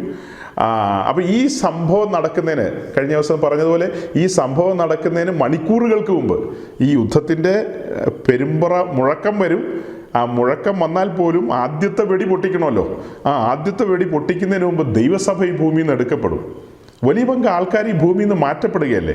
അങ്ങനെ തന്നെ ഒരു അസ്വസ്ഥത വരും ദിവസങ്ങളിൽ മനുഷ്യവർഗത്തിനിടയിൽ ഉണ്ടാകും. ഇനി ആളുകളെ കാണുന്നില്ല, അങ്ങനെയാണ് ഇങ്ങനെയാണെന്നൊക്കെയുള്ള ഒരു വലിയ വിഷയം.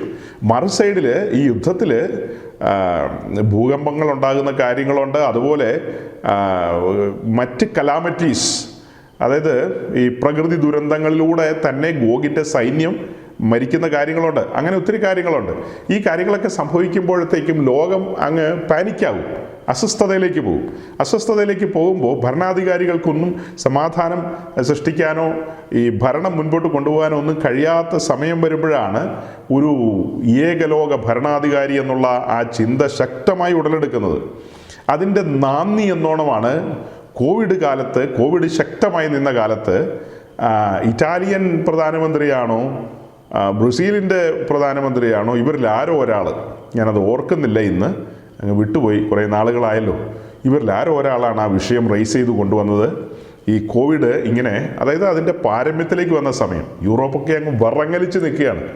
ആയിരക്കണക്കിന് മനുഷ്യർ മരിച്ചുകൊണ്ടിരിക്കുന്ന ആ സമയത്ത് അമേരിക്കയിൽ വിശേഷിച്ച് ന്യൂയോർക്ക് അങ്ങനെയൊക്കെയുള്ള മേജർ പട്ടണങ്ങളുടെ വീഡിയോയൊക്കെ എല്ലാവരും കണ്ടുകൊണ്ടിരിക്കുകയല്ലേ. ഒരു മനുഷ്യക്കുഞ്ഞ് റോഡിലില്ല.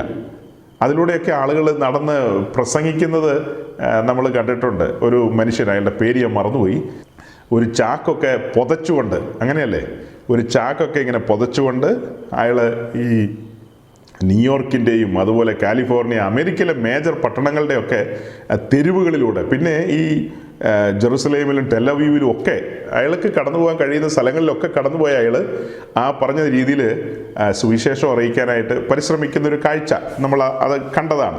അപ്പോൾ എന്ന് പറഞ്ഞാൽ അന്തരീക്ഷം അത്ര മോശമായിരുന്നു. ഭരണാധികാരികൾ പോലും പേടിച്ച് പറിച്ചായിരിക്കുന്ന, അവരെ എന്നും മരിക്കുമെന്ന് അവർക്ക് പോലും അറിയില്ല. അപ്പോഴാണ് ഒരു ലോക ഭരണാധികാരിയെക്കുറിച്ചുള്ളൊരു ചിന്ത ഇവരിലെല്ലാം ഉടലെടുത്തത്. അങ്ങനത്തെ ചർച്ചകൾ റേസ് ചെയ്തു വന്നു.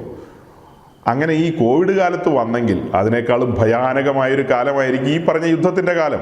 ഇപ്പം തന്നെ നമ്മൾ ആ ഗാസയിലെ യുദ്ധത്തിൻ്റെ ആ അന്തരീക്ഷം ഒന്ന് കണ്ടാൽ എന്താ, അത് കുപ്പക്കുന്ന് പോലെയായി കിടക്കുന്നു. മറു സൈഡിൽ തെക്കൻ ഗാസയിൽ കിടക്കുന്ന പ്രവാസികളായ അല്ലല്ലോ ഈ തെക്കൻ ഗാസയിൽ ക്യാമ്പുകളിൽ കിടക്കുന്ന ആളുകൾ, ആ ആളുകളുടെ ജീവിതം എത്ര ദുസ്സഹപൂർണമാണ്. കുഞ്ഞുങ്ങൾ, സ്ത്രീകൾ, ഗർഭിണികൾ, വൃദ്ധർ എന്നൊക്കെ പറയുന്ന ആളുകൾ, അവരെത്ര കെടുതികളിലൂടെ അവർ കടന്നു പോകുന്നത്. ഈ പറയുന്ന കാലത്ത് ലോകം രണ്ട് ചേരിയായിട്ട് മാറുമ്പോൾ സ്വാഭാവികമായിട്ട് യുദ്ധക്കെടുതി ഭയങ്കരമായിരിക്കും. അതിൻ്റെ കൂട്ടത്തിൽ പ്രകൃതി ദുരന്തങ്ങൾ, അങ്ങനെ എല്ലാം വരുമ്പോഴാണ് ഒരു മുറവിളി വരുന്നത്. ഒരു ഏകലോക ഭരണാധികാരിക്ക് വേണ്ടിയുള്ളൊരു മുറവിളി വരുന്നത്. ആർക്കും പരിഹരിക്കാൻ കഴിയുന്നില്ല, സമാധാനത്തിലേക്ക് കൊണ്ടുപോകാൻ കഴിയുന്നില്ല കാര്യങ്ങളെ. അങ്ങനെയാണ് അദ്ദേഹത്തിൻ്റെ വാക്കുകൾക്ക് ലോകം ചെവി കൊടുക്കുന്നത്. അതായത് ജർമ്മനി ഫസ്റ്റ് വേൾഡ് വാറൊക്കെ കഴിഞ്ഞ് ഒരു വല്ലാത്ത പരുവത്തിലൂടെ പോയൊരു സമയത്ത് ചുമ്മാ ഒരു ഖനിത്തൊഴിലാളിയായ മനുഷ്യൻ അയാളുടെ ശബ്ദം ഉയർന്നു വന്നു. ജർമ്മനിക്ക് ഞാൻ സ്വസ്ഥതയും സമാധാനവും കൊടുക്കാം, ജർമ്മനിയെ ഞാൻ ഉയരങ്ങളിൽ എത്തിക്കാമെന്നൊക്കെയുള്ള അദ്ദേഹത്തിൻ്റെ ആ വാക്കുകൾ, അതിനെ ഒന്ന് പരീക്ഷിക്കാൻ ജനം തീരുമാനിക്കുകയാണ്, ദേശം തീരുമാനിക്കുകയാണ്, അത് സമ്മതിക്കുകയാണ്. അങ്ങനെ രംഗത്തേക്ക് വരികയാണ് ഹിറ്റ്ലർ. അങ്ങനെ ഹിറ്റ്ലർ ജർമ്മനിയുടെ ഭരണസാരഥ്യത്തിലേക്ക് വന്നതും ചരിത്രം ചമച്ചതും നമ്മൾ കണ്ടു.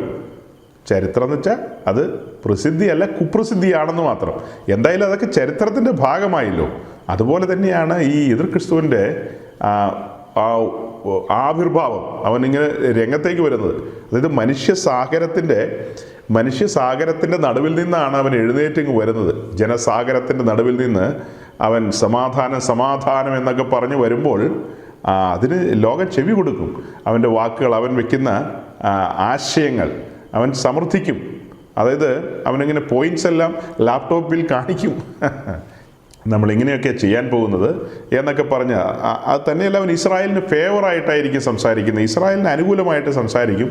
അങ്ങനെയാണ് ഇസ്രായേൽ തെറ്റിദ്ധരിച്ചുകൊണ്ട് യഹൂദൻ ഈ എതിർ ക്രിസ്തുവിനെ അംഗീകരിക്കുകയും എതിർ ക്രിസ്തുവിൻ്റെ ഭരണത്തിന് കീഴിൽ ഇരിക്കാനായിട്ട് ആരംഭിക്കുന്ന ആ ഒരു തുടക്കകാലം. അതിനാണ് നമ്മൾ യെശയ്യാവിൽ നിന്നും യിരെമ്യാവിൽ നിന്നും 2 ഭാഗങ്ങൾ വായിച്ചത്. യെശയ്യാവ് 28 നിന്നും പിന്നെ യിരെമ്യാവ് 30 നിന്നും. അതായത് അവർ പാതാളത്തോട് ഉടമ്പടി ചെയ്തെന്നും അവർ മരണത്തോട് ഉടമ്പടി ചെയ്തെന്നൊക്കെ നമ്മൾ വായിക്കുന്ന വാക്യങ്ങൾ അവിടെയാണ് വരുന്നത്.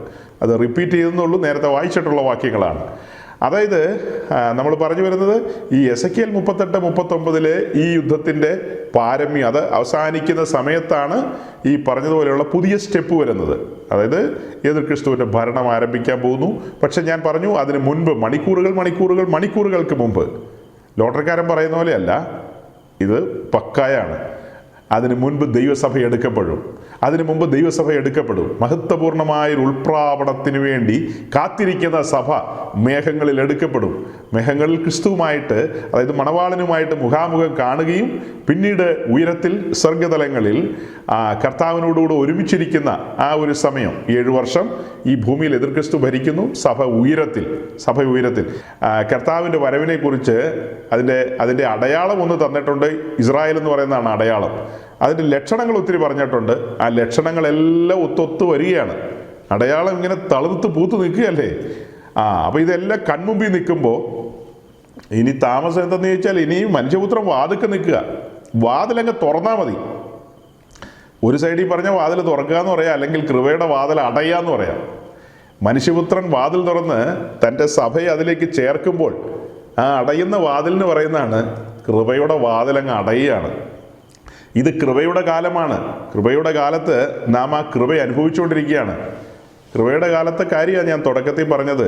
ദൈവത്തിൻ്റെ പ്രിയജനമായ ഇസ്രായേലിൻ്റെ കണ്ണ് ഇപ്പോഴും തുറന്നിട്ടില്ല, കണ്ണ് കാണാൻ മേലാതിരിക്കുക. ആ സമയത്താണ് വിജാതീയരായ നാം കണ്ണ് തുറക്കപ്പെട്ടവരായി മെശിഹയെക്കുറിച്ചുള്ള വെളിപ്പാടുകളും ബോധ്യങ്ങളുമായിട്ട് ദൈവരാജ്യത്തിൽ ആനന്ദിക്കുകയും സന്തോഷിക്കുകയും ചെയ്യുന്നത്. ദൈവരാജ്യത്തിൽ നാം ദൈവശക്തി അനുഭവിച്ചുകൊണ്ട് വീണ്ടെടുപ്പിന് വേണ്ടി കാത്തിരിക്കുകയല്ലേ. പത്രോസ് അതിനെക്കുറിച്ച് പറയുന്നുണ്ടല്ലോ, ഈ അന്ത്യകാലത്ത് നമ്മെ ദൈവശക്തിയിൽ കാത്തുകൊണ്ടിരിക്കുകയാണ്. അന്ത്യകാലത്ത് നമ്മെ ദൈവശക്തിയിൽ കാത്തുകൊണ്ടിരിക്കുകയാണ്. അപ്പോൾ ഈ കാത്തുകൊണ്ടിരിക്കുന്ന സമയത്താണ് നമ്മൾ വചനം ധ്യാനിക്കുന്നത്. നമ്മുടെ കർത്താവിൻ്റെ വരവ് ആസന്നമായി എന്നുള്ള ആ ബോധ്യത്തിൽ, സഭ എടുക്കപ്പെടാൻ കാലമായി എന്നുള്ള ബോധ്യത്തിൽ ഇനിയാണ് ഞാൻ ഓടിച്ച് ചില കാര്യങ്ങൾ പറഞ്ഞ് അവസാനിപ്പിക്കാൻ പോകുന്നത്. അങ്ങനെ സഹോദരങ്ങളെ, സഭ എടുക്കപ്പെടുന്നു. ഇവിടെ എതിർ ക്രിസ്തു ഭരിക്കാൻ ആരംഭിക്കുന്നു. അങ്ങനെ ഭരിക്കാൻ ആരംഭിക്കുന്നതിനോടുള്ള ബന്ധത്തിൽ നമ്മൾ തൊട്ട് മുമ്പ് വായിച്ചു മത്തായിയിൽ നിങ്ങളുടെ ഭവനം ശൂന്യമായി പോകുന്നത്. ആ ശൂന്യമായി പോകുന്നത് നമ്മൾ കണ്ടു. AD 70 അവർ ദേശം വിട്ടുപോയതും, പിന്നീട് ലൂക്കോസിൽ വരുമ്പോഴും ഈ സെയിം കാര്യമുണ്ട്. ഇനി അവർ ചിതറിപ്പോകുന്ന കാര്യം അത് ഈ 7 വർഷത്തിൻ്റെ ഒടുവിലേക്ക് വരുമ്പോഴുള്ള കാര്യമാണ്. അപ്പോൾ ഞാൻ തുടക്കത്തിൽ പറഞ്ഞ കാര്യം ഒന്ന് റിപ്പീറ്റ് ചെയ്തോട്ടെ. ഈ എസെക്കിയേൽ 38, 39 അധ്യായങ്ങളിൽ പറയുന്ന ആ യുദ്ധം, അത് ഗോഗ് മാഗോഗ് യുദ്ധം എന്നുള്ള പേരിലല്ല അറിയപ്പെടുന്നത്. അത് ഒരു 3rd വേൾഡ് വാർ എന്നുള്ള നിലയിലേക്ക് തന്നെ പരിണമിക്കും. അത് കഴിഞ്ഞിട്ട് പറയാൻ പോകുന്നത് 7 വർഷത്തെ എതിർ ക്രിസ്തുവിൻ്റെ ഭരണം.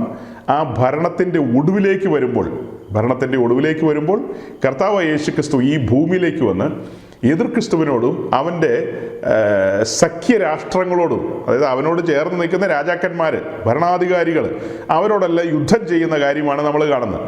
അപ്പോൾ അത് ഇനി നമ്മൾ കഴിഞ്ഞ ആഴ്ച നമ്മൾ പറഞ്ഞതിൽ ക്ലിയർ ചെയ്യേണ്ട അടുത്തൊരു കാര്യമാണ്. മനസ്സിലായില്ല എന്ന് പറഞ്ഞ ആ സഹോദരങ്ങൾ ശ്രദ്ധിക്കണം. അപ്പം 7 വർഷത്തെ എതിർ ക്രിസ്തുവിൻ്റെ ഭരണത്തിൻ്റെ ഒടുവിൽ, അതിന് ഏറ്റവും ഒടുവിലേക്ക് വരുമ്പോൾ കർത്താവ് യേശു ക്രിസ്തു തൻ്റെ വിശുദ്ധ ദൂതന്മാരും അതുപോലെ തന്നെ വിശുദ്ധ ജനവുമായിട്ട് ഈ ഭൂമിയിലേക്ക് വരുന്ന കാര്യം പല അധ്യായങ്ങളിലാണ് കിടക്കുന്നത്. പല അധ്യായങ്ങൾ 2 തെസ്സലോനിക്ക ലേഖനത്തിലുണ്ട്. വെളിപ്പാട് ദിവസം 19-ാം അധ്യായത്തിലാണ് ഏറ്റവും സ്പഷ്ടമായിട്ട് എഴുതിയിരിക്കുന്നത്. സെക്കരിയാവ് 14-ലുണ്ട്. അങ്ങനെ പലയിടത്തും കിടക്കുകയാണ് ആ കാര്യങ്ങൾ. അങ്ങനെ കർത്താവ് ഈ ഭൂമിയിലേക്ക് വന്ന് എതിർ ക്രിസ്തുവിനോട് പടവെട്ടുക എന്ന് പറഞ്ഞാൽ ഇന്ന് കാണുന്ന പോലെ മാസങ്ങൾ നീണ്ടു നിൽക്കുന്ന യുദ്ധമൊന്നുമല്ല. അത് അവൻ്റെ വായിൽ നിന്ന് പുറപ്പെടുന്ന വാളെന്ന് പറയുന്നത് ന്യായവിധിയാണ് കാണിക്കുന്നത്. അവൻ്റെ വായിൽ നിന്ന് പുറപ്പെടുന്ന വാളെന്ന് പറഞ്ഞാൽ വായിൽ നിന്ന് വാളൊന്നും പുറത്തേക്ക് ചാടി വരുന്നില്ല. അവൻ്റെ നാവിലൂടെ വെളിപ്പെടുന്ന ശബ്ദം അതൊരു ന്യായവിധിയുടെ ശബ്ദമായിരിക്കും. ഇങ്ങനെ സംഭവിക്കട്ടെ എന്ന് പറഞ്ഞാൽ അങ്ങനെ സംഭവിക്കുകയാണല്ലോ. മലകളോട് ഈ എതിർ ക്രിസ്തുവിൻ്റെ സൈന്യത്തിൻ്റെ മേൽ വീഴാൻ പറഞ്ഞു കഴിഞ്ഞാൽ ന്യായവിധിയല്ലേ സംഭവിക്കുന്നത്. അത് വാളെന്നുള്ള അർത്ഥത്തിൽ പറയുമ്പോൾ, അവിടെ വാളെന്ന് പറയുമ്പോൾ അതിൻ്റെ അർത്ഥം എന്താ? ന്യായവിധി എന്നുള്ള അർത്ഥമാണ്. അങ്ങനെ ചിന്തിക്കണം. അപ്പോൾ അങ്ങനെ കർത്താവ് ഈ ഭൂമി വന്ന് എതിർ ക്രിസ്തുവിനോട് യുദ്ധം ചെയ്യുന്ന കാര്യം പ്രസംഗത്തിലൊക്കെ നമുക്ക് വാക്യങ്ങളൊക്കെ പറയുന്നതിന് പരിമിതിയുണ്ട്. അത് പിന്നീട് സമയമെടുത്ത് നോക്കി വായിച്ച് ധ്യാനിക്കണം. വെളിപ്പാട് ദിവസം 19-ാം അധ്യായം നല്ല രീതിയിൽ വായിക്കണം. അതുപോലെ തന്നെ യോവേലിൻ്റെ പുസ്തകം, നഹൂമിൻ്റെ പുസ്തകം, സെഫന്യാവിൻ്റെ പുസ്തകം, പിന്നെ യെശയ്യാ പ്രവാചകന്റെ പുസ്തകത്തിൽ അവിടങ്ങളിൽ ഇങ്ങനെ ചിതറിക്കിടക്കുകയല്ലേ, ധാരാളം വാക്യങ്ങൾ ചിതറിക്കിടക്കുകയാണ്. ഇരമ്യാവിൻ്റെ പുസ്തകത്തിൽ, എസെക്കിയേൽ, എല്ലായിടത്തും ഉണ്ട്, പഴയ നിയമ പ്രവചനങ്ങളിലെല്ലാം. ആ കൂട്ടത്തിൽ തന്നെ പുതിയ നിയമത്തിലെ ലേഖനങ്ങളിലും ഒക്കെ പലയിടത്തുമായിട്ട് ഇതിൻ്റെ സൂചനകൾ വെളിപ്പാട് പുസ്തകത്തിലേക്ക് വരുമ്പോൾ കുറച്ചും കൂടെ സ്പഷ്ടമായിട്ട് പല കാര്യങ്ങളുണ്ട്. ഇതിൻ്റെ ചില സൂചനകൾ ദാനിയേൽ പ്രവചനത്തിലുമുണ്ട്. ഓക്കെ, അപ്പോൾ ഈ 2ാമത്തെ യുദ്ധം എന്ന് പറയുന്നതിനാണ് ഹർമഗദോൻ യുദ്ധം. ഇതിന് പറയുന്നതാണ് ഹർമഗദോൻ യുദ്ധം. ഈ ഹർമഗദോൻ യുദ്ധം നടക്കുന്നത് ജെറുസലേമിൻ്റെ പരിസരത്താണ്. ആ പരിസരത്ത് ഈ യുദ്ധഭൂമി എന്ന് പറയുന്ന ആ സ്പേസിന്, അല്ലെങ്കിൽ ഈ യുദ്ധഭൂമി എന്ന് പറയുന്ന ആ പ്രദേശത്തിന് പറയുന്നതാണ് യഹോശഫാത്ത് താഴ്വര. യഹോശഫാത്ത് താഴ്വരയിൽ നടക്കുന്ന ആ യുദ്ധം ഹർമഗദോൻ യുദ്ധം എന്നുള്ള പേരിലാണ് അറിയപ്പെടുന്നത്. അത് വെളിപ്പാട് പുസ്തകം 16-ാം അധ്യായത്തിൽ അതിനെക്കുറിച്ച് നമുക്ക് കാണാൻ കഴിയും. വെളിപ്പാട് പുസ്തകം 16-ാം അധ്യായത്തിൻ്റെ 14 മുതലുള്ള 1-2 വാക്യങ്ങൾ വായിക്കുമ്പോൾ അവിടെ നമുക്ക് കാണാൻ കഴിയും. 14, 15, 16 ഒന്ന് വായിച്ചേ. ഇവ സർവഭൂതലത്തിലുമുള്ള രാജാക്കന്മാരെ സർവശക്തനായ ദൈവത്തിന്റെ മഹാദിവസത്തിലെ യുദ്ധത്തിന് കൂട്ടിച്ചേർപ്പാൻ അത്ഭുതങ്ങൾ ചെയ്തുകൊണ്ട് അവരുടെ അടുക്കിലേക്ക് പുറപ്പെടുന്ന ഭൂതാത്മാക്കൾ തന്നെ.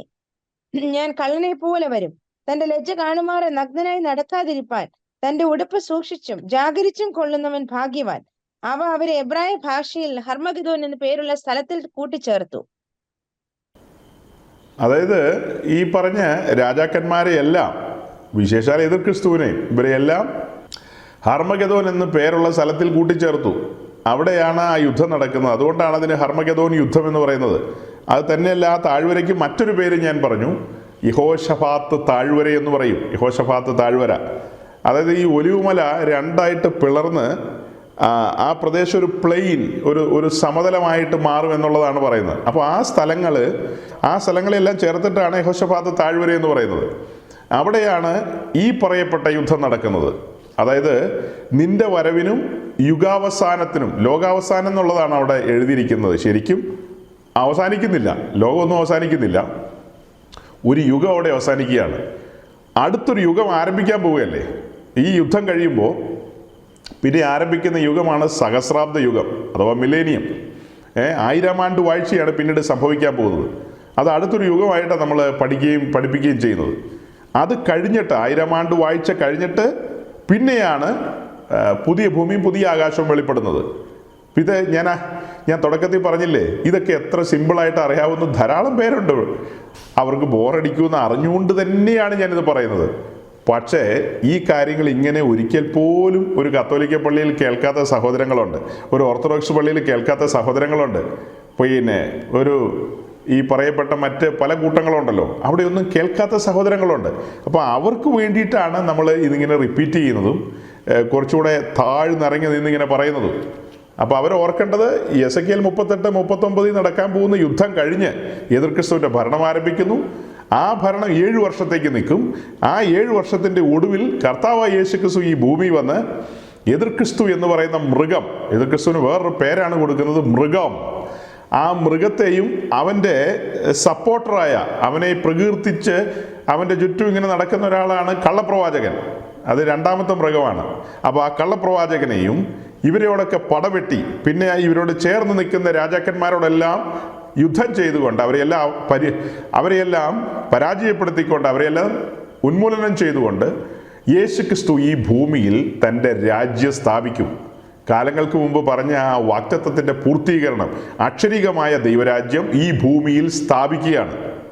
അപ്പോൾ അങ്ങനെ അക്ഷരികമായ ആ രാജ്യം ഇവിടെ സ്ഥാപിച്ചുകൊണ്ട് 1000 വർഷം ഈ ഭൂമിയെ ഭരിക്കും. അങ്ങനെ 1000 വർഷം ഭരിക്കുന്നതിൻ്റെ തുടക്കത്തിൽ തന്നെ സാത്താനെ ചങ്ങലക്കിടും, അതായത് ബന്ധനത്തിലിടും. സാത്താനെ ചങ്ങലക്കിടും. അപ്പോൾ സാത്താനെ ചങ്ങലക്കിട്ടാൽ പിന്നെ അവൻ മനുഷ്യരെ ഒന്നും സ്വാധീനിക്കില്ല, ലോകത്തിലെ ഭരണാധികാരികളെ ഒന്നും സ്വാധീനിക്കില്ല. അപ്പം ഒരു ഹമാസിനും തോന്നൂല നമുക്ക് പോയൊരു 10-400 എണ്ണത്തിനെ വെടിവെച്ച് കൊന്നേക്കാം, ഒരു 10-200 എണ്ണത്തിനെ പിടിച്ചോണ്ട് വന്നേക്കാം. അങ്ങനെയൊന്നും ആർക്കും തോന്നില്ലാത്ത ഒരു കാലം. ആ കാലഘട്ടത്തെക്കുറിച്ച് പറയുന്നത് എന്താ? സിംഹത്തിൻ്റെ കുഞ്ഞും മനുഷ്യൻ്റെ കുഞ്ഞും പിന്നെ ആടും ഒക്കെ ഒരുമിച്ച് കളിക്കുന്നൊരു കാലമാണ്. അതുപോലെ സർപ്പം ഇരിക്കുന്ന ഇതുണ്ടല്ലോ, മാളം, അതിനകത്ത് കൈയിട്ട് കുട്ടികൾ കളിക്കും, സർപ്പത്തിൻ്റെ കൂടെ കളിക്കും. അന്നൊന്നും അങ്ങനത്തെ പ്രശ്നങ്ങൾ ഉദിക്കുന്നില്ലാത്ത ഒരു കാലമാണ് ആ കാലം. എനിവേ, ആ കാലത്തിൻ്റെ ഒടുവിലേക്ക് വരുമ്പോൾ, ഇതെല്ലാം ഞാൻ പറയുന്നത് വെളിപ്പാട് ദിവസം 19-ാം അധ്യായത്തോടുള്ള ബന്ധത്തിലാണ് ആ യുദ്ധം നടക്കുന്നത്. അത് കഴിഞ്ഞിട്ട് 1000 ആണ്ട് വാഴ്ചയിലേക്ക് കടക്കുന്നത് 20-ാം അധ്യായത്തിലാണ്. വെളിപ്പാട് ദിവസം 20-ാം അധ്യായം. വെളിപ്പാട് പുസ്തകത്തിൻ്റെ പഠനമല്ല, നമ്മുടെ സഹോദരങ്ങളുടെ ചോദ്യങ്ങൾക്ക് മറുപടി പറയാൻ ഞാൻ വെളിപ്പാട് പുസ്തകത്തെ തുറന്നേ ഉള്ളൂ. വെളിപ്പാട് പുസ്തകം പഠിപ്പിക്കുന്ന ധാരാളം പേരുണ്ട്. അങ്ങനെ വെളിപ്പാട് പുസ്തകത്തിൽ നിന്ന് അനവധി കാര്യങ്ങൾ കേട്ടിട്ടുള്ളവരാണ് നിങ്ങൾ പലരും. എന്നാൽ 20-ാം അധ്യായത്തിലേക്ക് വരുമ്പോൾ 1000 ആണ്ട് വാഴ്ച ആരംഭിക്കുകയാണ്. 20-ാം അധ്യായത്തിൻ്റെ 4-ാം വാക്യത്തിലാണ് വിശേഷാൽ ഈ 1000 ആണ്ട് വാഴ്ചയെക്കുറിച്ചുള്ള ഒരു പിക്ചർ കിട്ടുന്നത്. 1000 വർഷത്തെക്കുറിച്ച് പറയുന്ന ഒറ്റ വാക്യത്തിലാണ്, ഒരേ ഒരു വാക്യത്തിൽ. വെളിപ്പാട് ദിവസം 20-ാം അധ്യായത്തിൻ്റെ 4-ാം വാക്യത്തിൽ. ഓക്കെ, വെളിപ്പാട് ദിവസം 20-ാം അധ്യായത്തിൻ്റെ 4-ാം വാക്യത്തിലേക്ക് ഞാൻ പിന്നീട് വരാം. അതിനു മുൻപ് അതിൻ്റെ 7-8 വാക്യത്തിലേക്ക് വരുമ്പോൾ പെട്ടെന്ന് 1000 ആണ്ട് വാഴ്ച അവസാനിപ്പിക്കാൻ പോവുക. പെട്ടെന്ന് നമ്മൾ മുന്നോട്ട് പോവുക. നമ്മുടെ സഹോദരങ്ങളോട് കാര്യം പറഞ്ഞു കൊടുക്കണമല്ലോ. ഇപ്പം നമ്മൾ 2 യുദ്ധത്തെക്കുറിച്ച് പറഞ്ഞു, എസെക്കിയേൽ 38-39. അത് കഴിഞ്ഞ് നമ്മൾ ഈ വെളിപ്പാട് ദിവസം 16-ാം അധ്യായം, 19-ാം അധ്യായം, ഇവിടെയൊക്കെ കാണുന്ന യുദ്ധം അതാണ് ഹർമഗദോൻ യുദ്ധം. അതായത് എതിർക്രിസ്തുവുമായിട്ടുള്ള യുദ്ധത്തെയാണ് ഹർമഗദോൻ യുദ്ധം എന്ന് പറയുന്നത്. അപ്പോൾ ആ യുദ്ധം കഴിഞ്ഞിട്ട് 1000 ആണ്ട് വാഴ്ച ആരംഭിക്കുന്നു. യേശുക്രിസ്തു തൻ്റെ തേജസ്സിൻ്റെ സിംഹാസനത്തിൽ ഇരുന്നു കൊണ്ട്, അതായത് യെരുശലേമിൽ ഇരുന്നു കൊണ്ട് മുഴു ലോകത്തെയും ഇരുമ്പുകോൽ കൊണ്ട് അടക്കി ഭരിക്കുന്ന കാലം 1000 ആണ്ട് വാഴ്ച. നമ്മുടെ ദൈവത്തെ സംബന്ധിച്ച് 1000 വർഷം എന്ന് പറയുന്ന ഒരു ദിവസമേ ഉള്ളൂ. അതുപോലെ നമ്മൾ പ്രസംഗത്തിലും അതങ്ങ് മിന്നിച്ച് അങ്ങ് അടിച്ചു വിടുകയാണ്. 1000 വർഷത്തെ പെട്ടെന്നങ്ങ് പറഞ്ഞു വിടുക. അപ്പോൾ 1000 വർഷം തീരാറാകുന്ന സമയത്ത് ഈ ചങ്ങലയിൽ കിടക്കുന്ന സാത്താനെ വീണ്ടും അഴിച്ചുവിടും. സാത്താനെ അഴിച്ചുവിടുമ്പോൾ അതിനെക്കുറിച്ച് എന്താ കാണുന്നത്? അതിൻ്റെ 7-8 വാക്യത്തിലേക്ക് വരുമ്പോൾ 20-ന്റെ 7-8 ഒന്ന് വായിച്ചേ.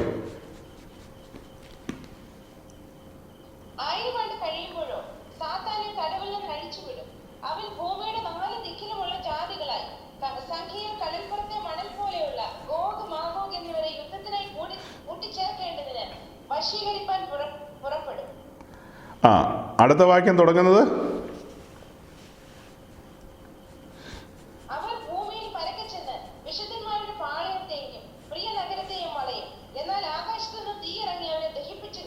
നമ്മളിപ്പോൾ വായിച്ച വാക്യങ്ങളിൽ 1000 ആണ്ട് വാഴ്ച തുടങ്ങുന്ന കാര്യം പറഞ്ഞു. അത് കഴിഞ്ഞ് 1000 ആണ്ട് വാഴ്ച കഴിയുന്ന മുറയ്ക്ക് സാത്താനെ തടവിൽ നിന്ന് അഥവാ ചങ്ങലയിൽ നിന്ന് അഴിച്ചുവിടും.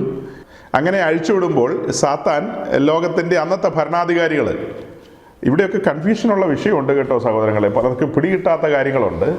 ഈ 1000 ആണ്ട് വാഴ്ച എന്ന് പറയുമ്പോൾ നിങ്ങൾ മനസ്സിലാക്കേണ്ടത്, മത്തായിയുടെ സുവിശേഷം 25-ാം അധ്യായത്തിലേക്ക് പോയി കർത്താവ് തൻ്റെ തേജസ്സിൻ്റെ സിംഹാസനം യെരുശലേമിൽ വെച്ചുകൊണ്ട് അന്നുള്ള ലോകക്രമം, അതായത് എതിർക്രിസ്തുവിൻ്റെ ഭരണം അവസാനിപ്പിച്ചുകൊണ്ട് ലോകത്തിലുള്ള സകല രാഷ്ട്രങ്ങളെയും തൻ്റെ സിംഹാസനത്തിന് മുമ്പാകെ കൂട്ടും. അങ്ങനെ കൂട്ടിയിട്ട് ഒരു കൂട്ടത്തെ ഇടത്തും ഒരു കൂട്ടത്തെ വലത്തും നിർത്തുമെന്ന് നമുക്കറിയാം. ഇടത്ത് നിർത്തുന്നവരെയാണ് കോലാടുകൾ എന്ന് വിളിക്കുന്നത്, വലത്ത് നിർത്തുന്നവരെയാണ് ചെമ്മരിയാടുകൾ എന്ന് വിളിക്കുന്നത്. ഇടത്ത് നിൽക്കുന്നവരെ അവരെ നേരെ അവരെ തീപ്പൊയ്കയിലേക്ക് തള്ളുകയാണ്. വലത്ത് നിൽക്കുന്നവരോട് പറയും, എൻ്റെ പിതാവിനാൽ അനുഗ്രഹിക്കപ്പെട്ടവരെ, ലോകസ്ഥാപനത്തിന് മുമ്പേ നിങ്ങൾക്കായി ഒരുക്കിയിരിക്കുന്ന രാജ്യത്തിലേക്ക് പ്രവേശിപ്പിൻ. അതായത് അവര് രക്ഷയോ വീണ്ടെടുപ്പോ അങ്ങനെയുള്ള നമ്മൾ പറയുന്ന കാര്യങ്ങളാൽ ഒന്നുമല്ല, അവർക്കൊരു അവകാശം ലഭിക്കുകയാണ്. യേശുക്രിസ്തുവിൻ്റെ ഭരണത്തിന് കീഴിൽ 1000 ആണ്ട് വാഴ്ചയിൽ ഈ ഭൂമിയിൽ തുടരാനുള്ളൊരു അവകാശം. അതായത് ഈ ഇടത്ത് നിൽക്കുന്ന ആളുകളെ ആ രീതിയിലുള്ള ശിക്ഷിക്കാനുള്ള കാരണം, ഈ 7 വർഷത്തെ എതിർക്രിസ്തുവിൻ്റെ ഭരണം അതിൻ്റെ പാതി കഴിയുമ്പോൾ എതിർക്രിസ്തു ഇസ്രായേലിനോട് കഠിനമായി പെരുമാറും. ആ കഠിനമായി പെരുമാറുന്ന സമയത്ത് അതിൻ്റെ ഒടുവിലേക്ക് വരുമ്പോൾ അവർ ചിതറിപ്പോകുന്നു. അവർ പല ദിക്കുകളിലേക്കും ചിതറിപ്പോകും. അങ്ങനെ ചിതറി ചെല്ലുന്ന രാജ്യങ്ങളിൽ അവരെ അപ്പവും വെള്ളവുമായി എതിരേൽക്കുക എന്നുള്ള കാര്യപരിപാടി ചില രാജ്യക്കാർ ചെയ്യും. അവർക്ക് ഷെൽട്ടർ കൊടുക്കും, അവർക്ക് വസ്ത്രവും ഭക്ഷണവും ഒക്കെ കൊടുക്കും. അങ്ങനെയൊക്കെ ചെയ്യുന്ന രാജ്യങ്ങളുണ്ട്. സഹോദരങ്ങളെ, ആ കാര്യം നിങ്ങൾക്ക് മനസ്സിലാകാനായിട്ട് ഒരു ബുദ്ധിമുട്ടുമില്ല. കാരണം നാം അധിവസിക്കുന്ന ഈ കാലഘട്ടത്തിൽ അങ്ങനെയുള്ള കാര്യങ്ങൾ സംഭവിച്ചുകൊണ്ടിരിക്കുന്ന കാലമാണ്. അതായത് സിറിയൻ യുദ്ധത്തിൽ, അഫ്ഗാൻ യുദ്ധത്തിൽ, പിന്നെ ആഫ്രിക്കയിലെ ചില രാജ്യങ്ങളിൽ നിന്ന് ഒക്കെ പലായനം ചെയ്ത് യൂറോപ്പിലേക്കും ന്യൂസിലാൻഡ്, ഓസ്ട്രേലിയ, പിന്നെ അമേരിക്ക, കാനഡ ഇങ്ങനെയുള്ള രാജ്യങ്ങളിലേക്കൊക്കെ ചെല്ലുമ്പോൾ ആ രാജ്യങ്ങൾ അവരെ സ്വീകരിക്കുന്നതും അവിടെ അവർക്ക് താമസിക്കാനുള്ള ഷെൽട്ടറുകൾ ഒരുക്കുന്നു. പിന്നെ ഇവർക്ക് ഒരു ഗ്രാൻഡ്, ഒരു ലംസം എമൗണ്ട് ഇവർക്ക് ഗ്രാൻഡായിട്ട് കൊടുക്കുന്നു. അത് വെച്ചിട്ട് ഇവർക്ക് സുഖകരമായി ജീവിക്കാം. സകലവിധ കാര്യങ്ങൾ ഇവർക്ക് കൊടുക്കണം. ടാക്സ് ഫ്രീ ആണ്. കഴിഞ്ഞ ദിവസം എൻ്റെ ഒരു സ്നേഹിതൻ, ഇങ്ങനെ ഓസ്ട്രേലിയയിലുള്ളൊരു സ്നേഹിതൻ സംസാരിക്കുകയായിരുന്നു. ന്യൂസിലാൻഡിലുള്ളൊരു സ്നേഹിതൻ സംസാരിക്കുകയായിരുന്നു. അതുപോലെ കാനഡയിലുള്ളൊരു സ്നേഹിതനും അവർ ഈ അവിടെ ചെന്ന് വളരെ കഷ്ടപ്പെട്ടാണ് ജോലി ചെയ്യുന്നത്. വലിയ അധ്വാനങ്ങളുണ്ട് അവർക്ക്. വലിയ സംഖ്യയാണ് ടാക്സായിട്ട് പിടിക്കുന്നത്. അവരുടെ അധ്വാനത്തിൻ്റെ ടാക്സ് ഈ പറയപ്പെട്ട മിക്കവാറും രാജ്യങ്ങൾ പിടിച്ചിട്ട് അത് ഈ ഇങ്ങനെ ചെല്ലുന്ന അഭയാർത്ഥികളായ ജനത്തിന് ചെല്ലും ചെലവും കൊടുക്കുക എന്ന് പറയും മലയാളത്തിൽ. കാനഡക്കാർക്ക് അങ്ങനത്തെ ഭാഷ അറിയുമെന്ന് അറിയില്ല, മലയാളികൾക്കറിയാം. ചെല്ലും ചെലവും കൊടുക്കും. അത് അവിടെ ചെന്ന് ജോലി ചെയ്യുന്ന ഇന്ത്യക്കാരൻ്റെയും മറ്റ് രാജ്യക്കാരൻ്റെയും ടാക്സ് മേടിച്ചിട്ട് ഈ പാർട്ടികൾക്ക് ചെല്ലും ചെലവും കൊടുക്കുകയാണ്. അപ്പോൾ ഒരു സ്നേഹിതൻ പറഞ്ഞതുപോലെ അവൻ്റെ കുട്ടികളുടെ കയ്യിലിരിക്കുന്നത് സാധാരണ ഫോണാണ്, പക്ഷെ അഭയാർത്ഥികളുടെ എല്ലാവരുടെ കുട്ടികളുടെ കയ്യിലിരിക്കുന്നു ഐഫോണാണ്. മിക്കവാറും പേരുടെ കയ്യിൽ ഐഫോണാണ് ഇരിക്കുന്നത്. ഇവരുടെ കുട്ടികളുടെ കയ്യിൽ നോർമൽ ഫോണുകളായിരിക്കുന്നത്. അപ്പോൾ അവരവിടെ ഒരു എല്ലാവിധ പരിഗണനയും ലഭിക്കുകയാണ്, ആ പരിഗണന ജീവിക്കുകയാണ്. ഇപ്പോൾ പറഞ്ഞതിൻ്റെ സാരം എന്താ? നമ്മുടെ കൺമുമ്പിലാണ് ഇങ്ങനെ പലായനം ചെയ്ത് ചെല്ലുന്ന അഭയാർത്ഥികളെ രാജ്യങ്ങൾ കൺസിഡർ ചെയ്യുന്നത്. അപ്പോൾ തന്നെ നമ്മൾ പറഞ്ഞു, ഹംഗറി, പിന്നെ പോളണ്ട് റിജക്റ്റ് ചെയ്ത കാര്യം. അപ്പോൾ അക്സെപ്റ്റ് ചെയ്യുന്നു, റിജക്റ്റ് ചെയ്യുന്നു. ഇതെല്ലാം നമ്മുടെ കൺമുമ്പിൽ നടന്ന കാര്യമാണ്. ഇതുപോലെ തന്നെ ഇസ്രായേലിനോടുള്ള ബന്ധത്തിൽ ചെയ്യും. ഇപ്പോൾ ഇസ്ലാമിക് രാജ്യങ്ങൾ എടുത്താൽ ഷിയ രാജ്യങ്ങൾ എന്ന് പറയുന്ന രാജ്യങ്ങൾ ഒട്ടുമുക്കാലും അതിതീവ്ര സ്വഭാവമുള്ള രാജ്യങ്ങളാണ്. അതേസമയം സുന്നി, അവരുടെ കൂട്ടത്തിൽ 2 വംശങ്ങളാണ്. സുന്നി സമൂഹം അവരത്ര തീവ്രവാദികളല്ല, അവർ ഇത്തിരി മിതവാദികളാണ്. അതിൽ ഈ സൗദി അറേബ്യ, UAE ഇങ്ങനെയൊക്കെയുള്ള രാജ്യങ്ങളൊക്കെ അതിൻ്റെ സൂചന യേശയ്യാവിൻ്റെ പുസ്തകത്തിലുണ്ട്. സൂചന വളരെ കൃത്യമായ വാക്യമുണ്ട്. ഈ സൗദി അറേബ്യയും പിന്നെ അവരുടെ ആ അലയൻസിലുള്ള രാജ്യങ്ങളുണ്ടല്ലോ, UAE ഒക്കെ, ബഹ്റൈനൊക്കെ, അങ്ങനെയുള്ള രാജ്യങ്ങളൊക്കെ ഈ പലായനം ചെയ്ത് ചെല്ലുന്ന ഇവർക്ക് അപ്പവും വെള്ളവും കൊടുത്ത് അവരെ എതിരേൽക്കുന്ന എഴുതിയിരിക്കുന്നത്. അപ്പോൾ രക്തച്ചുരുക്കം നിങ്ങൾക്ക് മനസ്സിലായി കാണുമല്ലോ. അങ്ങനെ ഇസ്രായേലിനെ സഹായിച്ചവർ, അതിനാണ് മത്തായി 25 പറയുന്നത്, ഈ ചെറിയവർക്ക് ചെയ്തതല്ല എനിക്കാ ചെയ്തതെന്ന്. അവിടെ ചെറിയവരെന്ന് പറയുന്നത് നമ്മുടെ സമൂഹത്തിൽ ഏതെങ്കിലും പാവപ്പെട്ട ആൾക്കാരല്ല കേട്ടോ. അത് സഭയുമായോ ഇന്നത്തെ നമ്മുടെ ചുറ്റുപാടുമുള്ള സാധുക്കളായ മനുഷ്യരുമായിട്ട് ഒന്നും ബന്ധമുള്ള വാക്യമല്ല. അത് ഇസ്രായേലുമായി മാത്രം ബന്ധമുള്ള വാക്യമാണ്. ഈ പറഞ്ഞ പീരീഡിൽ ഈ ചെറിയവരെ എന്ന് അവിടെ ഉദ്ദേശിക്കുന്നത് ഇസ്രായേലിനെയാണ്. ഇസ്രായേലിനെ കൺസിഡർ ചെയ്യുന്ന രാജ്യങ്ങളെ വ്യക്തിപരമായിട്ടല്ല യേശുക്രിസ്തു തൻ്റെ തേജസ്സിൻ്റെ സിംഹാസനത്തിന് മുമ്പാകെ ന്യായം വിധിക്കുന്നത്, രാഷ്ട്രങ്ങളെയാണ്. ഇന്ത്യ എന്ന് പറയുന്ന രാജ്യം ഇസ്രായേലിനെ സഹായിച്ചാൽ ഇന്ത്യ എന്ന് പറയുന്ന രാജ്യം, ആ രാജ്യത്തിന് 1000 ആണ്ട് വാഴ്ചയിൽ ഇവിടെ നിലനിൽക്കാം. അത് വേറെ എങ്ങോട്ടും പോവല്ല. ഇന്ത്യ എന്ന് പറയുന്ന രാജ്യം അവിടെ തന്നെയുണ്ട്. അതിൽ ഭരണാധികാരികളും അതിൽ മനുഷ്യരും ഒക്കെ ഇവിടെ തന്നെയുണ്ട്. അതല്ല ഇപ്പോൾ പാകിസ്ഥാൻ ഇസ്രായേലിനെതിരെ നിന്നെങ്കിൽ അവനെ ഇടത്താ കൂട്ടുന്ന കോലാടെന്നുള്ള നിലയിൽ അവനെ തൂക്കിയെറിയും. ആ രാജ്യത്തെ ഒരു കുഞ്ഞിനെ പോലും വെച്ചേക്കില്ല. അവർ ന്യായവിധിയിലേക്ക് പോകും. അത്ര തന്നെ. ഈ വലത്തുള്ള ആൾക്കാർ അവർ ബൈബിള് വായിച്ചിട്ടോ പാട്ട് പാടിയതുകൊണ്ടോ ചജിപ്പാസിൻ്റെ പ്രസംഗം കേൾക്കാൻ വന്നുകൊണ്ടൊന്നും അല്ല. അവർ ഇസ്രായേലിന് ഫേവറായിട്ട് നിന്നുകൊണ്ട് സഭ അതിനു മുമ്പ് എടുക്കപ്പെട്ടല്ലോ. അപ്പോൾ സഭ എടുക്കപ്പെട്ട് 7 വർഷം കഴിഞ്ഞ് കർത്താവും തൻ്റെ വിശുദ്ധന്മാരുമായി ഈ ഭൂമി വന്നാണ് തേജസ്സിൻ്റെ സിംഹാസനം വെച്ച് ഇത്തരത്തിലുള്ളൊരു ന്യായവിധി. ഇത് ന്യായവിധിയോടുള്ള ബന്ധത്തിലെ 2ാമത്തെ ഒരു ന്യായവിധിയായിട്ട് നമുക്ക് പറയാം. അതായത് സഭ എടുക്കപ്പെട്ട് കഴിഞ്ഞാൽ ഉയരത്തിൽ ഈ 7 വർഷ പീരീഡ് ഉണ്ടല്ലോ എതിർ ക്രിസ്തു ഭരിക്കുന്നത്, ആ സമയത്ത് ഉയരത്തിൽ ക്രിസ്തുവിൻ്റെ ന്യായാസനം വെളിപ്പെടും. ക്രിസ്തുവിൻ്റെ ന്യായാസനം ഇതൊക്കെ നിങ്ങൾക്ക് അറിയാവുന്ന എങ്കിലും ഞാൻ ഓടിച്ചു പറയാം. ക്രിസ്തുവിൻ്റെ ന്യായാസനത്തിന് മുമ്പാകെയാണ് സകല വിശുദ്ധന്മാരെയും ന്യായം വിധിക്കുന്നത്. പഴയ നിയമ പുതിയ നിയമ വിശുദ്ധന്മാരെ എല്ലാം ന്യായം വിധിക്കുന്നത് ക്രിസ്തുവിൻ്റെ ന്യായാസനത്തിന് മുമ്പാകെയാണ്.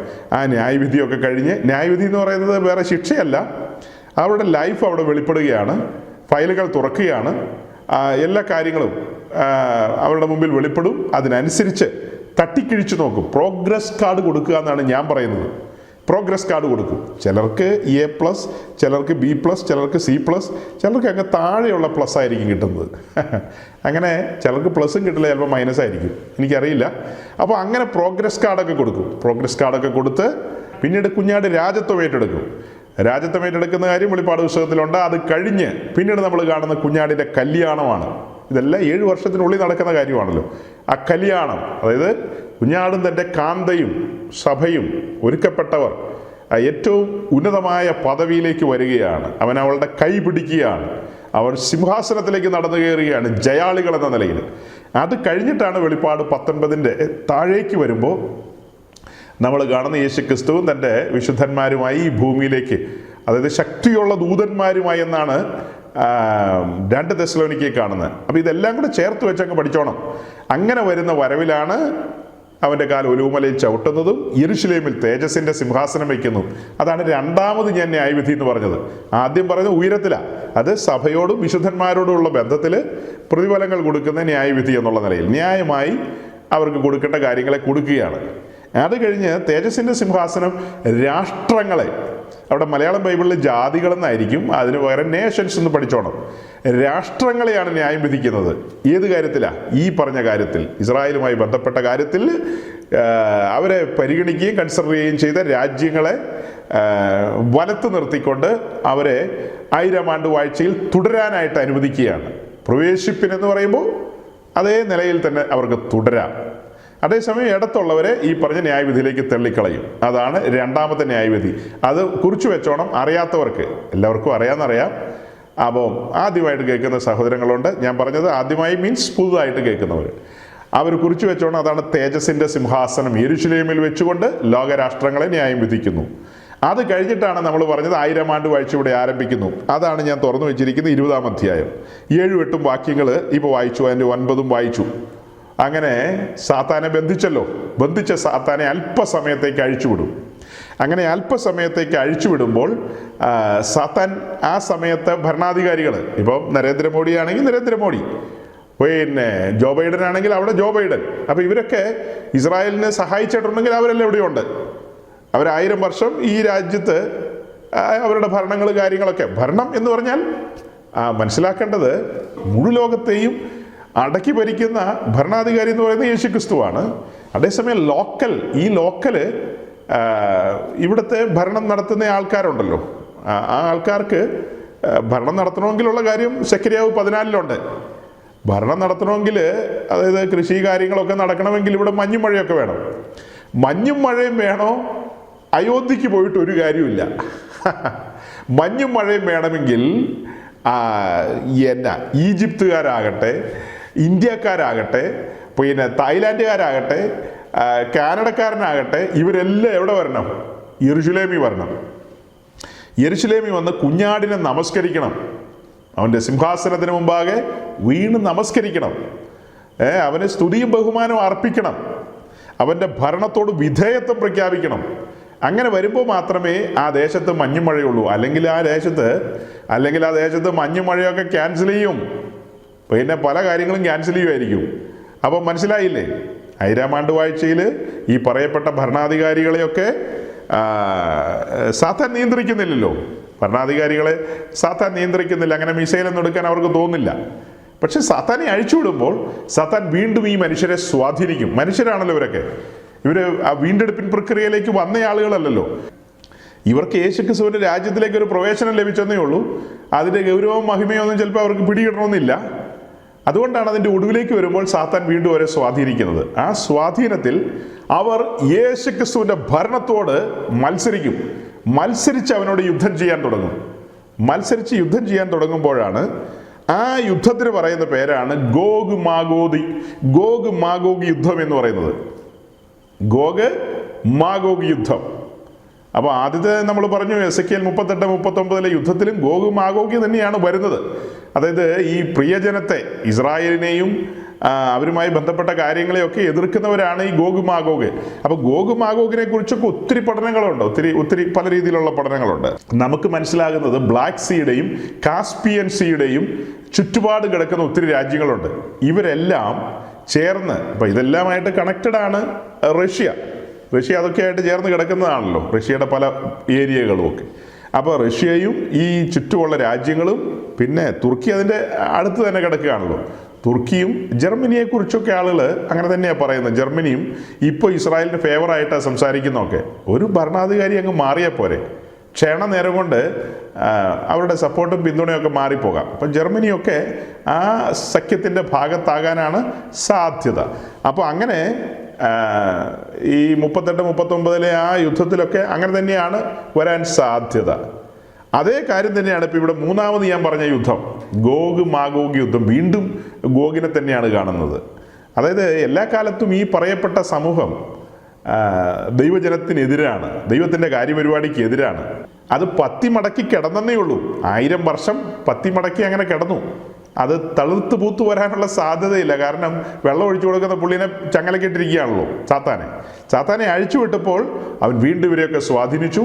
പെട്ടെന്ന് ആളുകൾക്ക് വേറെ മനോഭാവം വരികയാണല്ലോ. സാത്താൻ ഒരുവനെ സ്വാധീനിച്ചു കഴിഞ്ഞാൽ പിന്നെ പറയണോ? അവൻ്റെ പരിപാടി, അവൻ്റെ നിറം തന്നെ മാറൂല്ലേ, അവൻ്റെ ശബ്ദം മാറും, അവൻ പിന്നെ ഉഗ്രരൂപം കൊണ്ട് ഇങ്ങനെ വരും. അതുപോലെ തന്നെയാണ്, നമ്മളൊന്നും കണ്ടിട്ടില്ലേ അങ്ങനെയൊക്കെ? ഒത്തിരി ആളുകൾ ആ രീതിയിൽ വരും. അതുപോലെ തന്നെയാണ് അന്ന് സംഭവിക്കുന്നത്.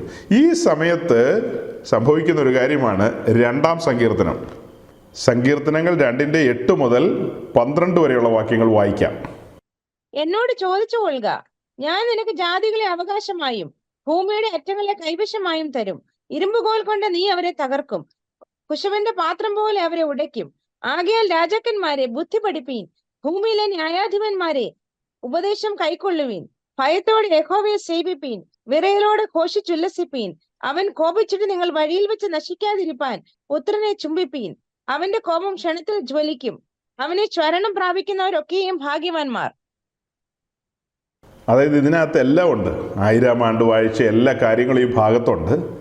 അങ്ങനെ അവൻ ഇരുമ്പുകോൽ കൊണ്ട് ഭരിച്ചുകൊണ്ടിരിക്കുന്ന സമയം അതിൻ്റെ ഒടുവിൽ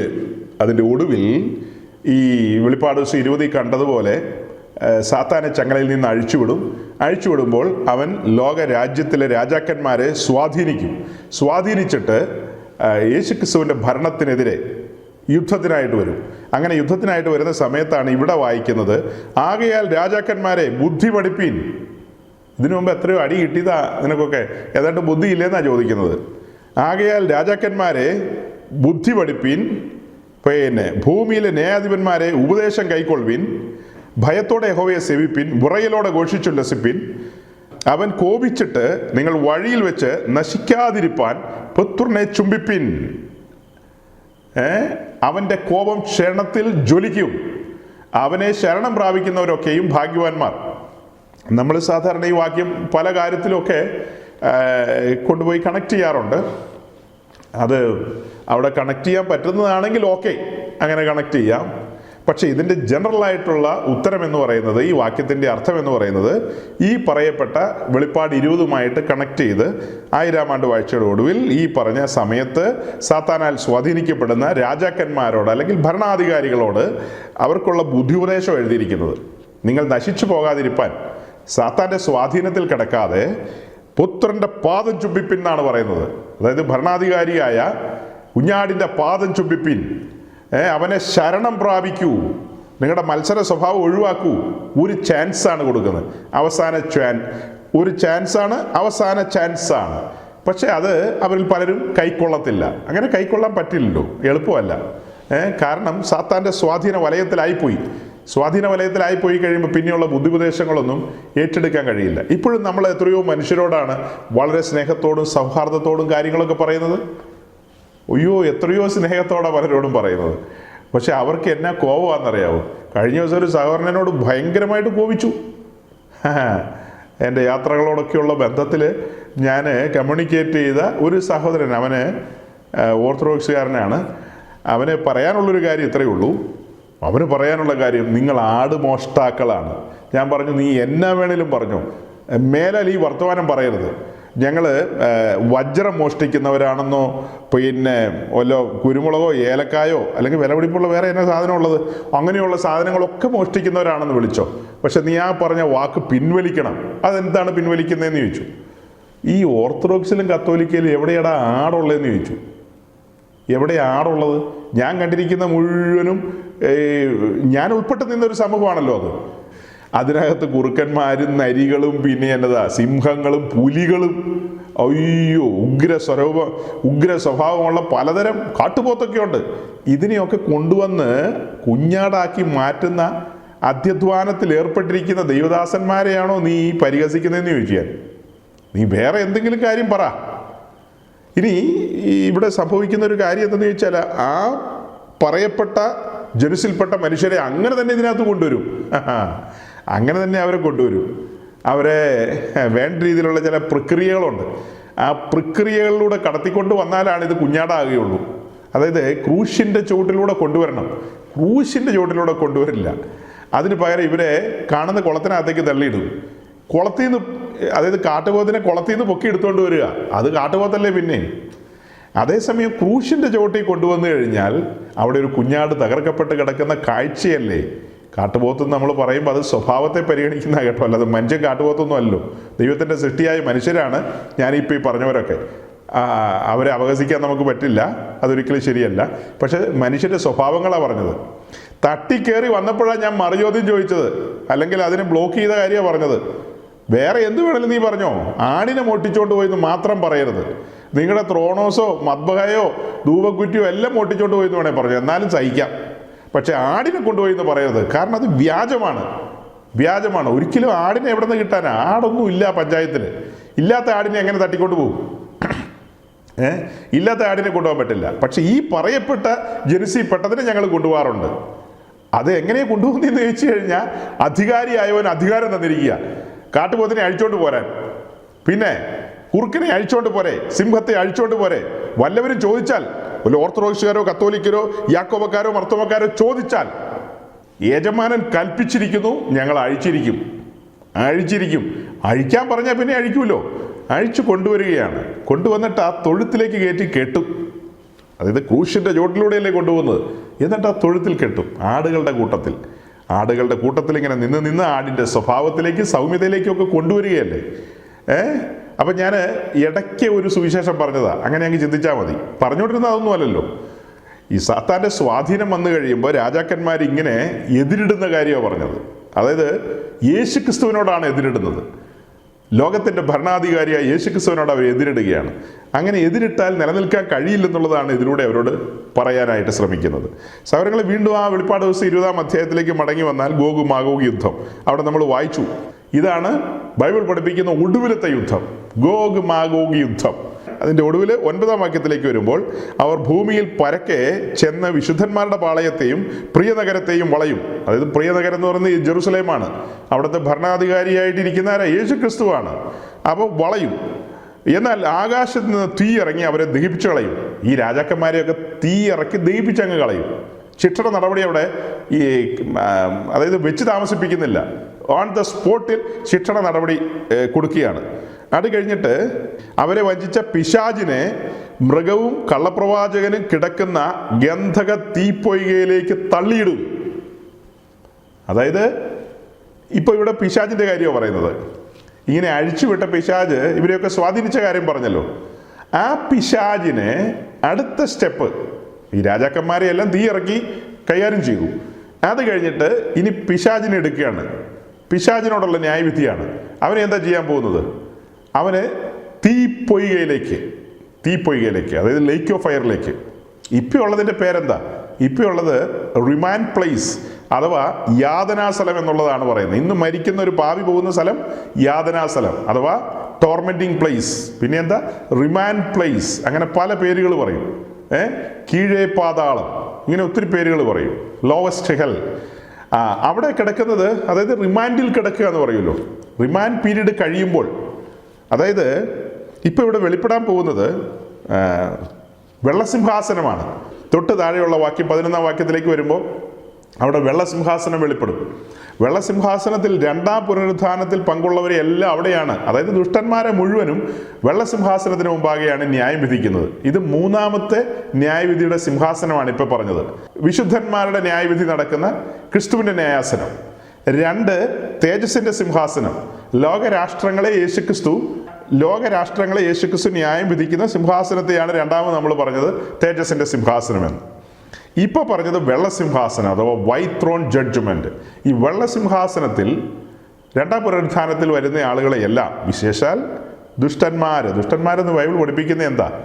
ദുഷ്ടനായ സാത്താനോട് ചേർന്ന് നിന്ന സകല മനുഷ്യരെയും, പാപത്തിൽ തന്നെ തുടർന്ന ആളുകളെ, ഒരു തരത്തിലുള്ള വീണ്ടെടുപ്പിൻ പ്രക്രിയയിലേക്ക് എത്താൻ കഴിയാത്ത ആളുകളെയെല്ലാം ഇപ്പോൾ ഈ പറഞ്ഞതുപോലെ വെള്ളസിംഹാസനത്തിന് മുമ്പാകെ കൂട്ടി അവരെ ന്യായം വിധിച്ച് തീപ്പൊയ്കയിലേക്ക് തള്ളും. പക്ഷെ അതിന് അല്പം മുമ്പ്, ഈ വെള്ളസിംഹാസനത്തിലെ ജഡ്ജ്മെന്റ് ആരംഭിക്കുന്നതിന് മുൻപ് സാത്താൻ്റെ ജഡ്ജ്മെന്റാണ്.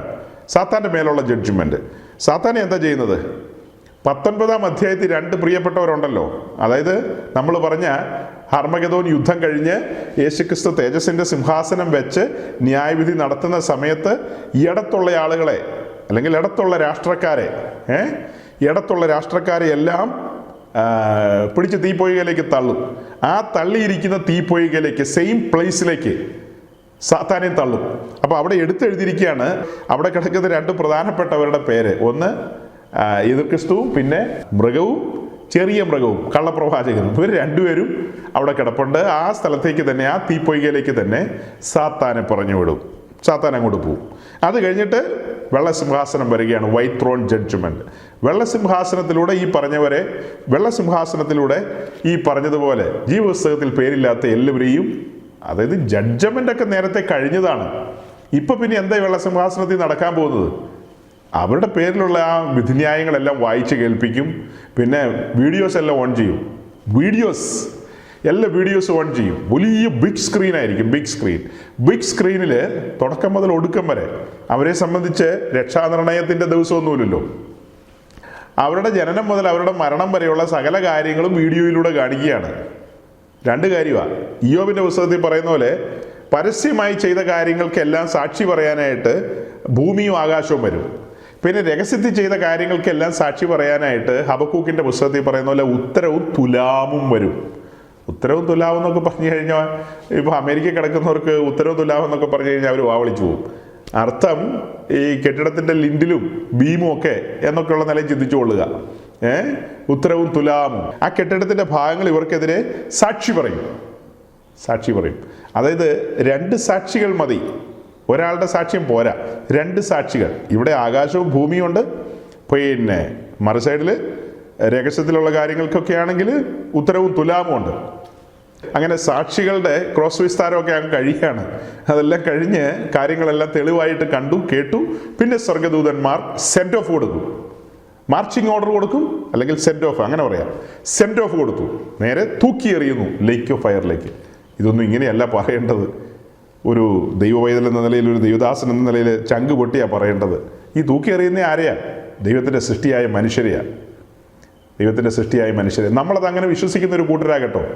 നമ്മൾ അങ്ങനെ വിശ്വസിക്കുന്നു. ഈ പറഞ്ഞ തീപ്പൊയ്കയിലേക്ക് മനുഷ്യരെ തന്നെയാണ്, അതായത് ഈ 2ാം പുനരുത്ഥാനത്തിൽ പൊങ്ങി വരുന്ന ആൾക്കാർ, കയീൻ മുതലുള്ള സകല ദുഷ്ടന്മാരെയും അങ്ങോട്ടിടുമെന്ന് വിശ്വസിക്കുന്ന ഒരു ഗ്രൂപ്പാണ്. ക്രിസ്തീയ സമൂഹത്തിൽ അങ്ങനെ വിശ്വസിക്കുന്ന ധാരാളം ഗ്രൂപ്പുകളുണ്ട്. വേർപെട്ടവരുടെ ഗ്രൂപ്പുകളെല്ലാം അങ്ങനെ വിശ്വസിക്കുന്നവരാണ്. കാത്തലിക്സും അങ്ങനെ വിശ്വസിക്കുന്നുണ്ട്. അവർ നരകത്തെക്കുറിച്ചൊക്കെയുള്ള അവരുടെ സങ്കല്പം അങ്ങനെ തന്നെയാണ്. പിന്നെ ഇടയ്ക്കൊരുടായിപ്പെന്ന് വെച്ചാൽ ഒരു ഒപ്പീസി കൊല്ലുന്ന കാര്യമൊക്കെ പറഞ്ഞ് ആളെ ചുറ്റിക്കുന്നു മാത്രം. അതൊന്നാമത് ഈ ചില്ലറ ഇല്ലാതിരിക്കുമ്പോൾ ചില്ലറയൊക്കെ വീഴണ്ടേ, ഈ കാര്യങ്ങളെ റൺ ചെയ്യിക്കണ്ടേ, അതിന് വേണ്ടിയിട്ടുള്ള ചില്ലറയ്ക്കുള്ളൊരു സംവിധാനമാണ് ഒപ്പീസ്. മറ്റവർക്കും ഉണ്ട്, അനിതൈ അവിടെയുണ്ട്. അപ്പോൾ അവരെ സംബന്ധിച്ച് അവരുടെ ഇടയിൽ നിന്ന് ഞാൻ കേട്ടിരിക്കുന്നത് ക്ലാരിറ്റിയോട് ഒരു പുള്ളിക്കാരനും പറയാറില്ല. ഒരുത്തരം ഒന്നാ പറയുന്നെങ്കിൽ വേറൊന്നാ പറയുന്നത്. പക്ഷേ ഈ പുള്ളികൾ, ഈ ഓർത്തഡോക്സ് സമൂഹത്തിൻ്റെ കാര്യമാണ് പറഞ്ഞു, അവർ നമ്മുടെ നേരെ കൈവിട്ടിട്ട് ഒരു നിങ്ങൾ 900 ആൾക്കാരുണ്ടെന്ന്. അങ്ങനെയല്ലോ, നിങ്ങൾ 900 ഗ്രൂപ്പുകളുണ്ട്, നിങ്ങൾക്ക് അങ്ങനെയല്ലേ ഇങ്ങനെയല്ലേ മറ്റതല്ലേ മറിച്ചതല്ലേ എന്നൊക്കെ ചോദിക്കും. എടാ ഊവേ, നിങ്ങളുടെ ഈ കാര്യത്തെക്കുറിച്ചൊന്ന് പറ. നരകം ഉണ്ടോ? ഉണ്ട്. അവിടേക്ക് ആര് പോകാൻ സാധ്യതയുണ്ട്? അവിടെ സാത്താനും അവൻ്റെ ദൂതന്മാരും മാത്രം പോകും. അപ്പോൾ വീരപ്പനോ, അബൂബക്കർ ബഗ്ദാദിയോ, ഒസാമ ബിൻ ലാദനോ, അതൊന്നും പോവില്ല. അവർക്കെല്ലാം വേണ്ടി യേശു കാൽവറിയിൽ വില കൊടുത്തു കഴിഞ്ഞു. അവരെല്ലാം രക്ഷിച്ചു കഴിഞ്ഞു. അപ്പോൾ വേറെ ചില വെല്ലുവിളികളോട് ചോദിക്കുമ്പോൾ അവർ ഒരു കാര്യം തെളിച്ചു പറയില്ല, ഫിലോസഫി അടിച്ചു വിടും. അപ്പം നമുക്ക് വേണ്ടത് സ്ട്രെയിറ്റ് ഫോർവേഡ് ഉത്തരങ്ങളാണ്. ആര് പോകും, എങ്ങനെ പോകും എന്നുള്ള കാര്യമാണ്. അതിനൊന്നും ഒരു ഉത്തരവും പറയില്ല, അതിനൊന്നും ക്ലിയർ ആയിട്ട് ഉത്തരം പറയില്ല. പക്ഷെ നമ്മൾ ഇതെല്ലാം കാച്ചിക്കുറുക്കി എടുത്ത് നോക്കിയപ്പോൾ നമുക്ക് മനസ്സിലായൊരു കാര്യം, ഇവരുടെ സങ്കല്പം ഇങ്ങനെയാണ്. മനുഷ്യരെ അങ്ങോട്ട് വിടുന്നില്ല, സാത്താന്യ ദൂതന്മാരെയാണ് അങ്ങോട്ട് വിടുന്നത്. അങ്ങനെ ഞാനൊരിക്കൽ ഒരു സീനിയർ അച്ഛനോട് സംസാരിച്ചു വന്നപ്പോൾ, ഞാനും അച്ഛനും അങ്ങ് കുടുങ്ങിപ്പോയി എന്ന് പറഞ്ഞാൽ മതിയല്ലോ. ഞങ്ങൾ 2 പേരും കുടുങ്ങിപ്പോയി. കൊടുക്കാൻ വേണ്ടി ഞാൻ ചോദിച്ചതല്ല, അച്ഛൻ കൊടുങ്ങാനിരുന്നതുമല്ല. അച്ഛനിങ്ങനെ തീർത്ത് എന്നോട് പറഞ്ഞു, അത് മനുഷ്യരിടുന്ന ഒരു സ്ഥലമല്ല, അത് സ്വർലോകത്തിലെ ദുഷ്ടാത്മ സേന ഇടാനുള്ളതാണ്. അവിടെ ലീഡറായ സാത്താനെ അവിടെ ഇടും എന്ന് പറഞ്ഞു. അപ്പോൾ ഈ എതിർ ക്രിസ്തുവും അവൻ്റെ പ്രവാചകനും അതെന്നെ മാലാകയാണോ? അത്രയൊന്നും ചിന്തിച്ചിട്ടില്ല. അടിച്ചു വിട്ടപ്പോൾ അങ്ങ് അടിച്ചു വിട്ടു. അപ്പം ഞാനിങ്ങനെ ഒരു ചോദ്യം ചോദിച്ചപ്പോൾ മറുപടി ഒന്നുമില്ല. അത് പിന്നെ വെളിപ്പാട് പുസ്തകത്തെക്കുറിച്ച് ഞങ്ങൾ അങ്ങനെ അങ്ങ് തീർത്ത് അംഗീകരിക്കുന്നില്ല എന്നൊക്കെ പറഞ്ഞ് ഒരു തട്ട് തട്ടി വിട്ടു. വെളിപ്പാട് പുസ്തകം, ദാനിയേൽ പ്രവചനമൊന്നും ഞങ്ങൾ അത്ര അങ്ങ് അംഗീകരിക്കുന്നില്ല, അത് ഞങ്ങൾ വായിക്കുന്നില്ല, അതാ ഇതാന്നൊക്കെ പറഞ്ഞ് ഈ വിഷയത്തിൽ നിന്ന് ഡിവേറ്റ് ചെയ്തു. എൻ്റെ വിഷയം ഗൗരവമായ വിഷയമല്ലേ? വളരെ ക്ലിയർ ആയിട്ടാണ് പുള്ളി പറഞ്ഞത്. ഏത്? സാത്താനെ അവൻ്റെ ദൂതന്മാരെ അങ്ങോട്ട് തള്ളിയിടുമെന്ന്, മനുഷ്യന്മാരെ വിടില്ലെന്ന്. എൻ്റെ ചോദ്യം എത്രയേ ഉള്ളൂ. വെളിപ്പാട് ദിവസം 19-ാം അധ്യായത്തിൽ കാണുന്ന ആ സംഭവം, മൃഗത്തെയും കള്ളപ്രവാചകനെയും, മൃഗം എന്ന് പറഞ്ഞാൽ ആരാ? എതിർ ക്രിസ്തു. എതിർ ക്രിസ്തു എന്ന് പറഞ്ഞാൽ ആരാ? പച്ചയായ മനുഷ്യൻ. അപ്പോൾ ഇവർ രണ്ടുപേരും തീപ്പൊയ്കയിലേക്ക് തള്ളുമെന്നാണ് പറയുന്നത്. ആ സ്ഥലത്തേക്കാണ് ഇപ്പം നമ്മൾ വായിച്ച് സാത്താനെ തള്ളിയിടുമെന്ന്. സാത്താനെ അങ്ങോട്ട് ഇടും. അത് കഴിഞ്ഞിട്ട് അതിൻ്റെ മുതുകിലേക്കാണ് പിന്നെ പോയി ഈ പറഞ്ഞ സകലതും പോയി വീഴുന്നത്. സാത്താൻ്റെ സ്വാധീനത്തിൽ ജീവിച്ച സകലമാന മനുഷ്യരും അവൻ്റെ മുതുകത്ത് പോയി വീഴും. എല്ലാത്തിനും തീപ്പൊയ്കയിലേക്ക് തള്ളിയിടുമല്ലോ. പിന്നെ എന്നാ സംഭവിക്കുന്നത്? പിന്നെ പുതിയ ഭൂമിയും പുതിയ ആകാശവും. ഇതിനിടയിൽ വെള്ളസിംഹാസനം വെക്കുന്നതിന് മുമ്പ് ഈ കാണുന്ന ഭൂമി ആകാശവും മാറിപ്പോയി. തൽസ്ഥാനത്തേക്ക് ഒരു പുതിയ ഭൂമിയും പുതിയൊരാകാശവും വെളിപ്പെട്ടു. ആ പുതിയ ആകാശത്തിന് കീഴിലേക്ക് ഇതാ പുതിയ യെരൂശലേം എന്ന് പറയുന്ന നഗരം ഇറങ്ങി വരുന്നു. പുതിയ യെരൂശലേം എന്ന് പറയുന്ന നഗരം, ഇതാ മനുഷ്യരോടുകൂടെ ദൈവത്തിൻ്റെ കൂടാരം. ഇങ്ങനെ രണ്ട് പ്രധാനപ്പെട്ട കാര്യം വെളിപ്പാട് ദിവസം 21-ാം അധ്യായത്തിൽ നമ്മൾ കാണുന്നത്.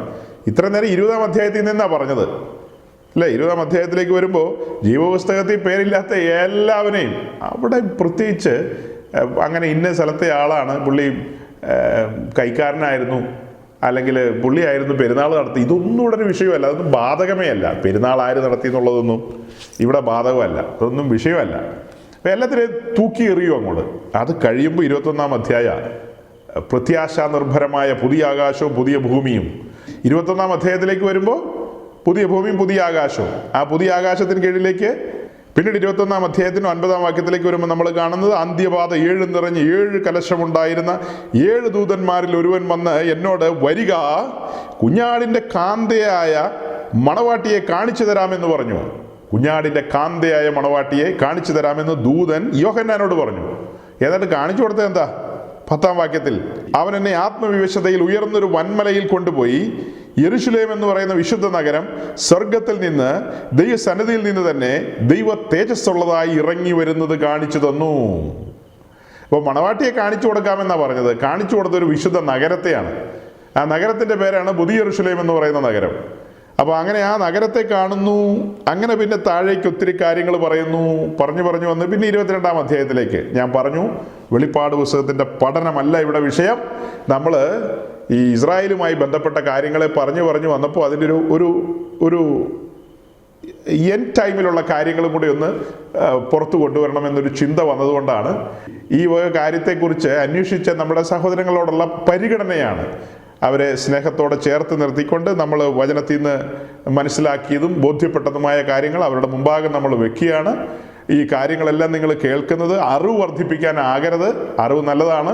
അതേസമയം ജീവനുള്ള ദൈവത്തെ ഭയപ്പെടുക. പറഞ്ഞു തുടങ്ങിയത് എങ്ങനെയാണ്? ഇസ്രായേലിൻ്റെ പിതാക്കന്മാരോട് കൊടുത്ത വാഗ്ദത്തം, അവരുടെ പ്രവാചകന്മാരോട് പറഞ്ഞ പ്രവചനങ്ങൾ എല്ലാം നിവൃത്തിപഥത്തിലേക്ക് വന്നുകൊണ്ടിരിക്കുകയാണ്. സകല കാര്യങ്ങൾ കൺമുമ്പിൽ നടന്നുകൊണ്ടിരിക്കുകയാണ്. യേശുക്രിസ്തു തൻ്റെ ശിഷ്യന്മാരോട് പറഞ്ഞു, യുഗാവസാനത്തിൻ്റെ അടയാളത്തെക്കുറിച്ച് പറഞ്ഞു വന്നപ്പോൾ അത്തി തളിർക്കുന്ന കാര്യം പറഞ്ഞു. അത് അടയാളമാണ്. ലക്ഷണങ്ങൾ പറഞ്ഞു. ക്ഷാമവും ഭൂകമ്പവും വ്യാധികളും അങ്ങനെയുള്ള കാര്യങ്ങളെല്ലാം. പിന്നെ അതിൻ്റെ എൻഡിലേക്ക് വരുമ്പോൾ 2 പ്രധാനപ്പെട്ട കാര്യം പറഞ്ഞു. ആ കാലം നോഹയുടെ കാലം പോലെ ആയിരിക്കും, ആ കാലം ലോത്തിൻ്റെ കാലം പോലെ ആയിരിക്കും. അങ്ങനെയാണോ അല്ലയോ എന്ന് ചിന്തിക്കുക. ഇപ്പോൾ അതിൻ്റെ പാരമ്യത്തിലേക്ക് ഇനി പോകും. അത് കണ്ണടച്ച് തുറക്കുന്ന സ്പീഡ് മതി. സഹോദരങ്ങളെ മനസ്സിലാക്കുക, സാത്താന്യ വഞ്ചനകൾ, ആ വഞ്ചനകളിലൊന്നും നമ്മൾ കുടുങ്ങിപ്പോകരുത്. ഇത് വല്ലാത്ത കാലമാണ്. നോഹയുടെ കാലം പോലെ, ലോത്തിൻ്റെ കാലം പോലെ ഒരു കാലത്തിലേക്ക് അതിവേഗം ഓടിക്കൊണ്ടിരിക്കുകയാണ്. അതുകൊണ്ട് ഇങ്ങനെ വചനമൊക്കെ കേൾക്കുമ്പോൾ നമ്മൾ ദൈവത്തെ ഭയപ്പെടുക, ദൈവത്തിൻ്റെ വചനത്തിൽ ആശ്രയിക്കുക, ദൈവവചനത്തിൻ്റെ വ്യവസ്ഥയിൽ മുൻപോട്ട് ജീവിക്കുക. അങ്ങനെ നമ്മുടെ നിത്യത നഷ്ടപ്പെടരുത്. പുതുതായിട്ടൊക്കെ ആരെങ്കിലും ഞങ്ങളെ കേൾക്കുന്നുണ്ടെങ്കിൽ സമഗ്രമായൊരു പിക്ചറാണ് ഞങ്ങൾ മുൻപിൽ കൊണ്ടുവന്നത്. അപ്പോൾ ഇതിൽ നിന്നൊക്കെ ഒഴിവ് ലഭിച്ചവരായി നാം ഇന്ന് ദൈവസന്നിധിയിൽ ആശ്വാസം പ്രാപിച്ചവരായിട്ടിരിക്കുകയാണ്. സമാധാനത്തോടും സ്വസ്ഥതയോടും. ഒരുപക്ഷെ നിങ്ങൾക്ക് ബെൻസ് കാറോ BMW ഒന്നും കിട്ടിക്കാണില്ലായിരിക്കാം. പക്ഷെ തീപ്പൊയ്ക എന്നുള്ള ആ വിടുതൽ, ന്യായവിധിയുടെ വാളാണ് തലയ്ക്ക് മീതെ തൂങ്ങിക്കിടന്നത്. ആ വാളിന് തെറ്റിയൊഴിഞ്ഞവരാണ് നാം ഓരോരുത്തരും. വാളിന് തെറ്റിയൊഴിഞ്ഞവരാണ്. അത് മാത്രമല്ല, നമ്മൾ പറഞ്ഞ വിഷയത്തോടുള്ള ബന്ധത്തിൽ പറഞ്ഞാൽ കണ്ണ് തുറക്കപ്പെട്ട മനുഷ്യര്, ദൈവത്തിൻ്റെ പദ്ധതികളും കാര്യപരിപാടികളും തിരിച്ചറിയുമാറ്. നാം നമ്മുടെ ദൈവത്തെ അറിയുന്നത് എങ്ങനെയാണ്? വിശുദ്ധ തിരുവെഴുത്തിലൂടെയല്ലേ അറിയുന്നത്? നമ്മുടെ കണ്ണ് തുറന്നുകൊണ്ടല്ലേ ഇതിനകത്ത് ഉള്ളടക്കം നമുക്ക് മനസ്സിലാകുന്നത്. ലോകത്തിലുള്ള എല്ലാവർക്കും വായിക്കാവുന്ന രീതിയിലാണ് ഇത് അച്ചടിച്ചു വെച്ചിരിക്കുന്നത്. പക്ഷെ വായിച്ചാലൊന്നും അവർക്ക് മനസ്സിലാകില്ല. നമുക്ക് വായിച്ചാൽ മനസ്സിലാകും. ഒരു വാക്യം കഴിഞ്ഞ് അടുത്ത വാക്യം, ഒരു വാക്യം 1000 ആണ്ട് വായിച്ചാൽ നിൽക്കുമായിരിക്കും, അടുത്ത വാക്യം 1000 വർഷം കഴിഞ്ഞിട്ടായിരിക്കും. അതൊന്നും അവർക്ക് മനസ്സിലാകില്ല. പക്ഷെ നമുക്കെല്ലാം മനസ്സിലാകും. നമുക്കത് അഹങ്കാരമാണെന്ന് കൂട്ടരുത് കേട്ടോ, എല്ലാം മനസ്സിലാവും എന്നൊക്കെ പറഞ്ഞാൽ. നമുക്ക് മഹാകൃപയാൽ ഇതെല്ലാം ദൈവം മനസ്സിലാക്കി തരുന്നു. മഹാകൃപയാൽ ഇതെല്ലാം മനസ്സിലാക്കി തരുന്നു. അതുകൊണ്ട് നന്ദിയുള്ള ഹൃദയത്തോടെ, താഴ്മയോടും വിനയത്തോടും ഹൃദയ തകർച്ചയോടും നമുക്ക് ദൈവസന്നിധിയിലായിരിക്കാം. ഈ വചനങ്ങളാൽ ദൈവം നിങ്ങളെ സഹായിക്കട്ടെ, അനുഗ്രഹിക്കട്ടെ. Thank you.